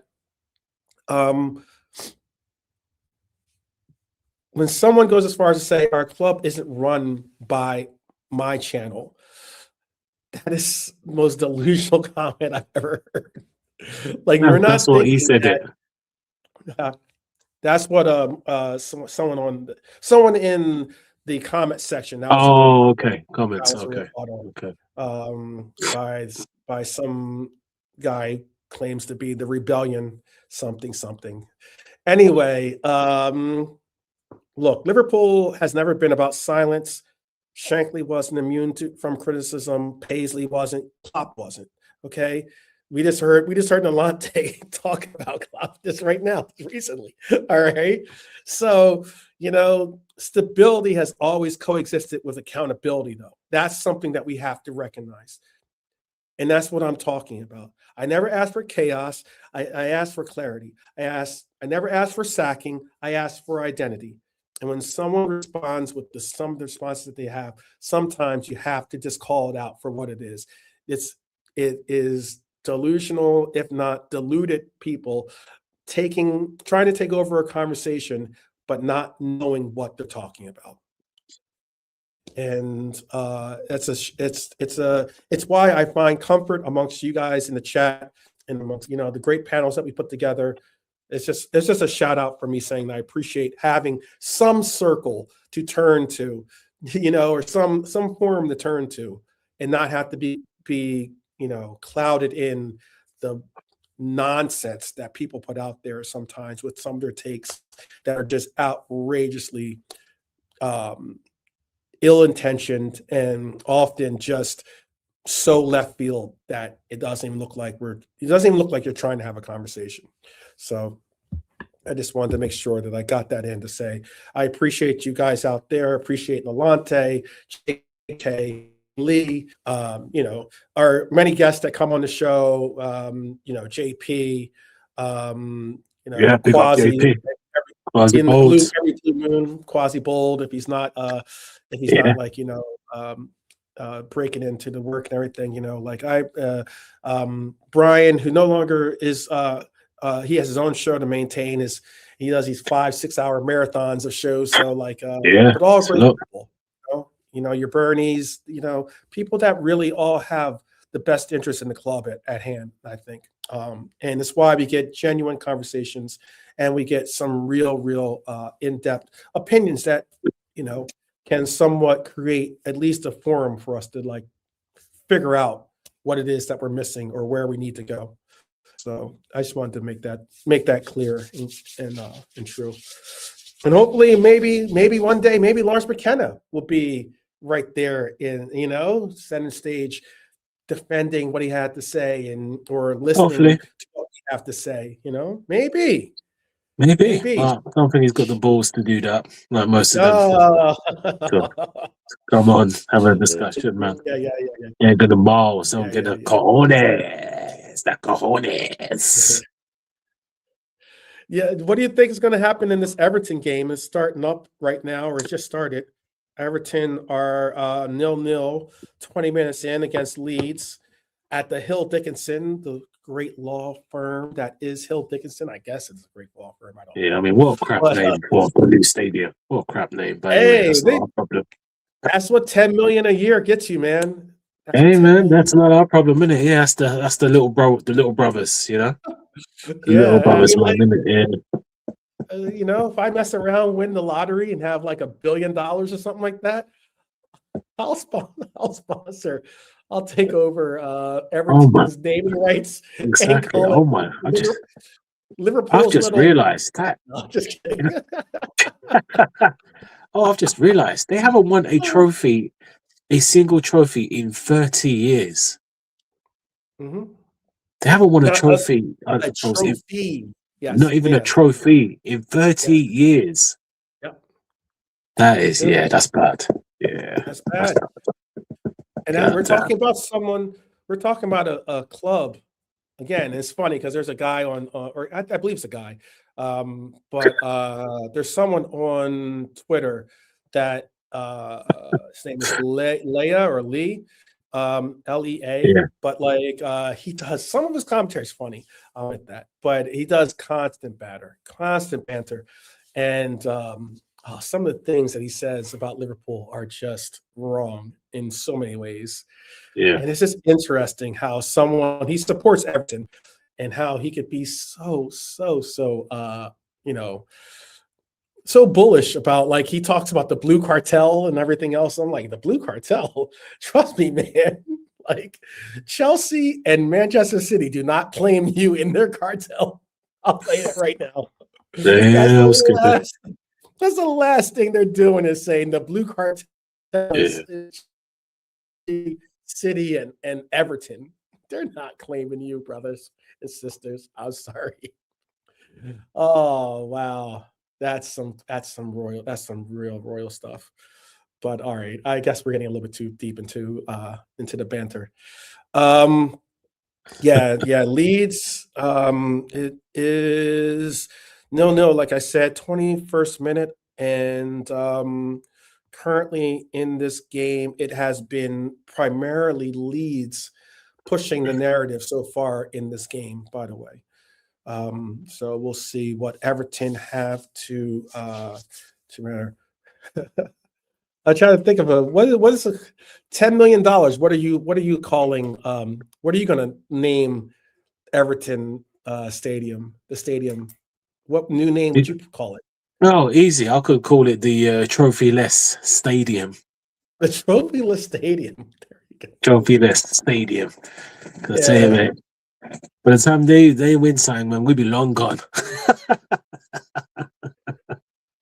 Yeah, they'll call it like here in America, there's a program called the Big Brothers and Big Sister program. I don't know if you have something similar in in England, but I guess I would do something special and say that it would be the Big Brother, Big Sister Stadium, because they need a big brother. They need a big sister. They need some guidance. They need some guidance for sure. I know that's us speeding up on I guess. Need some milk. Yeah, so that's what it is. That's what it is. All right. All right. So anyhow, I think you wanted to talk about before you bounce. I'm sorry. No, there's one thing I would say. I watched something Redmen TV, Paul from Redmen TV, and there's a gentleman called James Ascot, and they broke down in terms of why there's no pressing in the Liverpool team, in terms of the players, and one of them, he's got a little bit of insight in terms of the players, etc. So they go into depth detail pressing, Hugo, obviously the change from last season, Diaz, Nunes, etc., Jota, how the team functions, and then why there's confusion. It's a very interesting piece. Very interesting piece. So I would say, yeah. So definitely, I would say. Do you believe? So, for instance, again, it's something I took. I know I'm not trying to throw Lawrence under the bus here at all. But Lawrence had a take that I disagree with strongly, and that is that he believes that the pressing in general is no longer capable of being a presence in today's game. He believes that pressing is part of an error, a past error. Do you agree I think with that's that? a stupid. I think that's a silly comment. I definitely disagree with that. I think there's a way you can do it. Like, I know football evolves. I mean, look, everyone.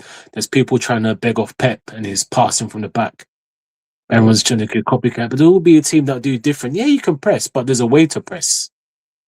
You have to be smart against this. Look at last season. We had what good thing last season. We were more controlled because Klopp's team was too much chaos. But then that's what I'm saying. As much as people don't like Pep Linders, and I get it, he had a different way of coaching, and we were more flexible with our formation. And he helped a bit. He helped understand the flexibility. That's the Dutch way, more controlled. But when we can attack and press, we attacked and pressed at the right times. So there's a way of doing it. There's a way of doing it, So, I mean, I think Lawrence McKenna needs to put down the drink and just is saying that pressing is gone. No, it hasn't. Look at the PSG that won the Champions League. Look at the PSG, for instance, won the Champions League team. They press. Yeah, that's why I was You know what really, I mean? So really just because he was basically saying that he said, and I'm paraphrasing, but he was saying that he kept calling out those of us that were like screaming out how we need to press, we need to bring back the counter press, and how we need to like really bring out that element of our identity back to this club.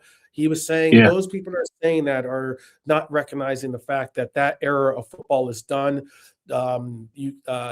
Pressing isn't a part of the game any longer, really. And I was just confused by that statement. That's all. And I just wanted to make sure that I wasn't alone in thinking that that was kind of a silly point. I think that there's plenty of teams out there that still press. They just know how to. I just don't think that I'm not saying that this team can't or doesn't have the knowledge to press, but I think that they could They could do it. I don't know. Maybe I might be frozen. Am I? No. Oh, I all can hear right. you. You're just. Oh, all right. Cool. You're like. I saw you like. I thought you were frozen because you're just like really still. I was like, Oh, all no. right, Yeah, we're good. all We're right. good. I can hear you. But yeah, I just think that there are players on this team that could. It's the same thing. It's the same thing of that. Remember that Thiago comment about Hmm. how the one thing he learned from Klopp, or one of the things he learned out from Klopp was, how to like to run, basically, to like that he'd Mm. have to get involved. He would have to put in the effort of, closing down on spaces and tracking back and doing all the extra lead work. I think that's a major difference in the instructions that are being given to this club.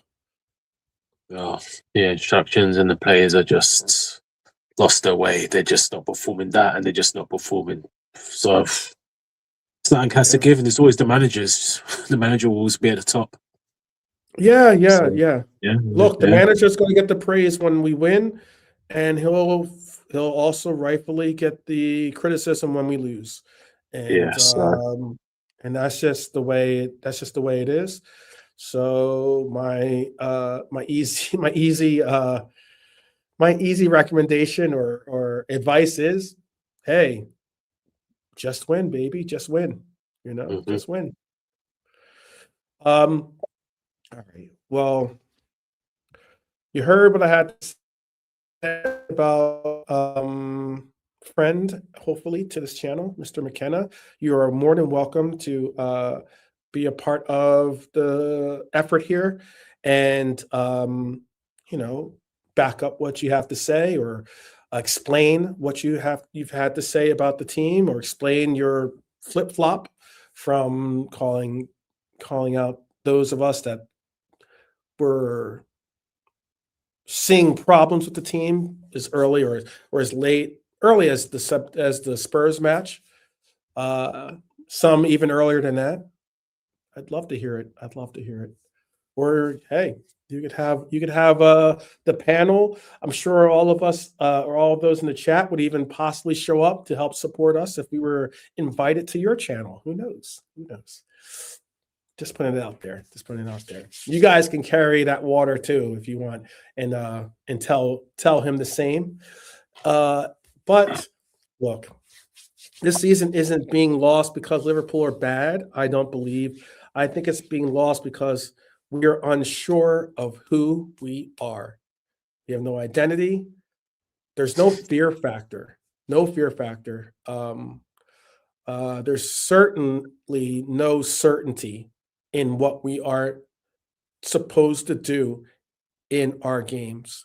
And until that changes, no amount of signings or even excuses like the wind or the rain or low blocks or any of that nonsense that will fix it.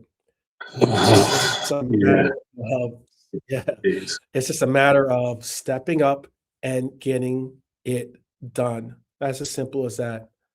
Because the real problem at Liverpool right now is practical, it's existential. It is us, meaning Liverpool players. My message to you is that this is on you. You got to look in. You got to do you got to do your Michael Jackson man in the mirror moment, and make a change. You know, make a change. All right. If JK was on the panel, he probably would be singing that song by now because he loves Michael Jackson. But go ahead, Nolante. Do you have anything that you wanted to say before we touch off? Yeah, not much really. Just just mentioned that piece from Paul Redmond TV. But yeah, big up everyone that's still in the chat. Those who had to go. Obviously, Norm doing some Oh, some chop, some chop chop chop it chop is. chop, some chop, It's one and said nothing. his By the way, work. it's 1-0. By the way, I just wanted to make sure people know. Oh, to 1-0 Everton. Leeds. Oh, Leeds. Oof. Well, Calvert Lewin again. Everton haven't done anything in this game so far. Okay. Well, Calvert Lewin. Let me see who scored. Hold on 1 second. I'll tell you who scored. Cool. Justin. Oh, Justin. Okay, yeah, decent play. Okay, cool. James Decent. Justin. James Justin. You know yeah, what? yeah. You know what? Do you rate Anton Stack? Stach? Do you rate that player? He's okay. He's just okay. That's all. All right. Just wondering. Mm. He was a player that we were connected with at one point. That's why I was just wondering. All right. Yeah, it's not Liverpool standard, but he's just an okay player. Leeds is his level, if I'm honest.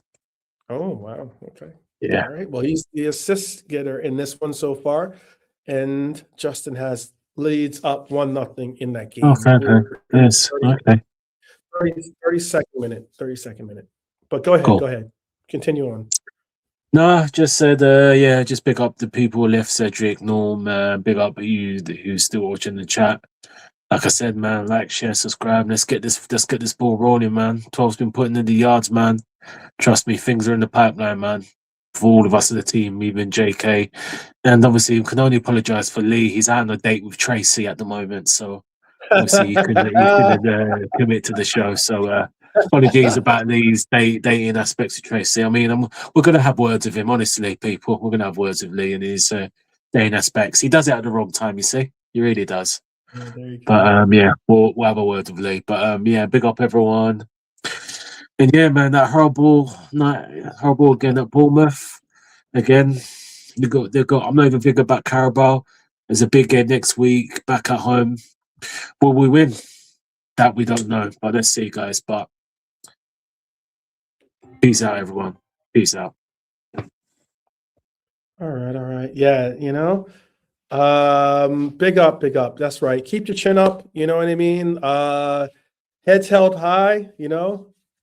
I don't know if people know that song or not, but heads held high. Hit him with the beginning of the law. Yeah, much better. Hey, we need some. Actually, I won't say because you're committed. So. Oh yeah. Yeah. No worries. We'll say it like this. We'll say, yeah. If it gets down to it, just remember that there are those of us in this community that have your back, that we're making this walk with you. We all want the same thing. Like I said earlier, we want success for this club. We want success for our team. It does not matter. We have no agendas against any of our coaches or any of the players. We want to see success for every last one of them, because success for them means success for us as supporters of this club. So, look, you'll never walk alone means something to me. So I appreciate each and every one of you. Appreciate Nolante helping out today as the co-host here, as the host actually, because he's in the big seat right there. And shout out to those that watch us on the replay as well. Please do hit that like, hit that subscribe button if you haven't, and certainly hit the notification bell so that you can know when we're live. We'll be back tomorrow. I think we'll do another little bit more thorough, roundup or preview of our show, or of our game on Wednesday. But we'll also do it one more. See, you're trying to say one more time? Is that what you want to say? No. I was just going to say there's one last thing, and okay, good. I've seen this, so I'm sure he's done it. It's been done before, but I think maybe we could incorporate it. So I was just going to say, so can you see the kit, right? Yeah. I'll ask you and the chat. Who's the first player in mind when you think of this kit? Who's the first player in mind you think of when you see this Liverpool kit for that season and this season? Who do you think of? Well, that's a good question. That's a very good question.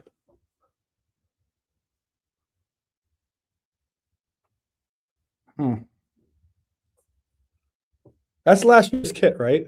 Or is that 2 years ago? No. Remember, look at the kit.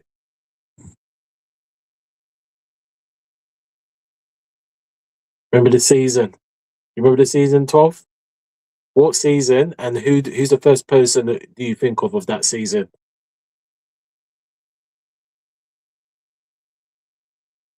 It's not. So if you're not sure, I will say this: it's not long ago. It's not long ago, basically.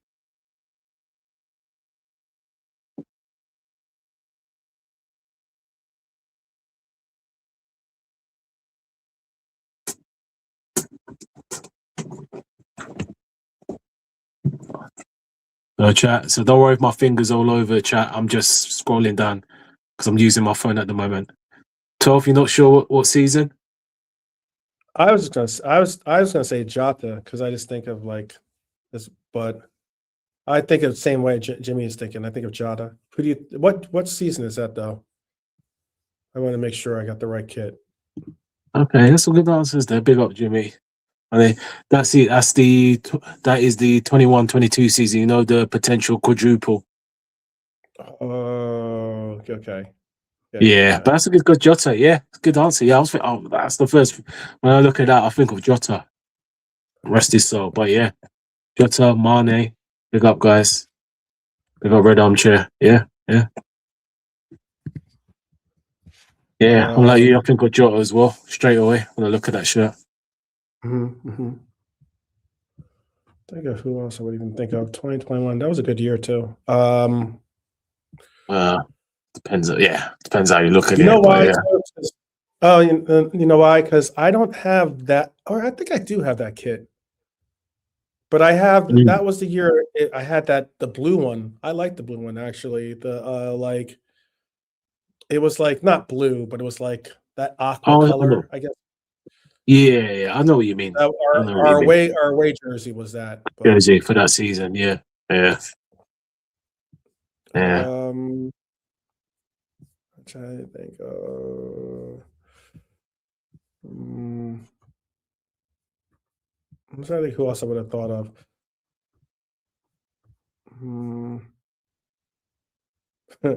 I'll tell you who I do think of sometimes though. If 2021, I think of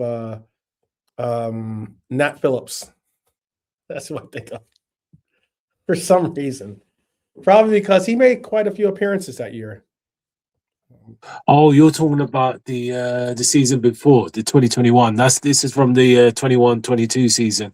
Oh, okay. I thought the quadruple season where we nearly won 4, but he did wear that kit. But that's at the end they wear the new kit for the following season. Yeah. He won the last game. Yeah. And that was it. Yeah. All right. Well, I'll stick with my Jota. Yeah. No, Sheriff. Shout out RP, man. Definitely needed. Yeah. All right, people. So so I don't have to use because I'm now using my phone just to make sure I have the internet here. I will say peace. See you tomorrow. Please do join us. We'll be here live and direct. Definitely. Shout out to each and every one of you that hung out with us, stuck with us through the storm, and we will see you tomorrow. People, definitely up the Reds each and every time, and we will see you tomorrow. Take care, guys.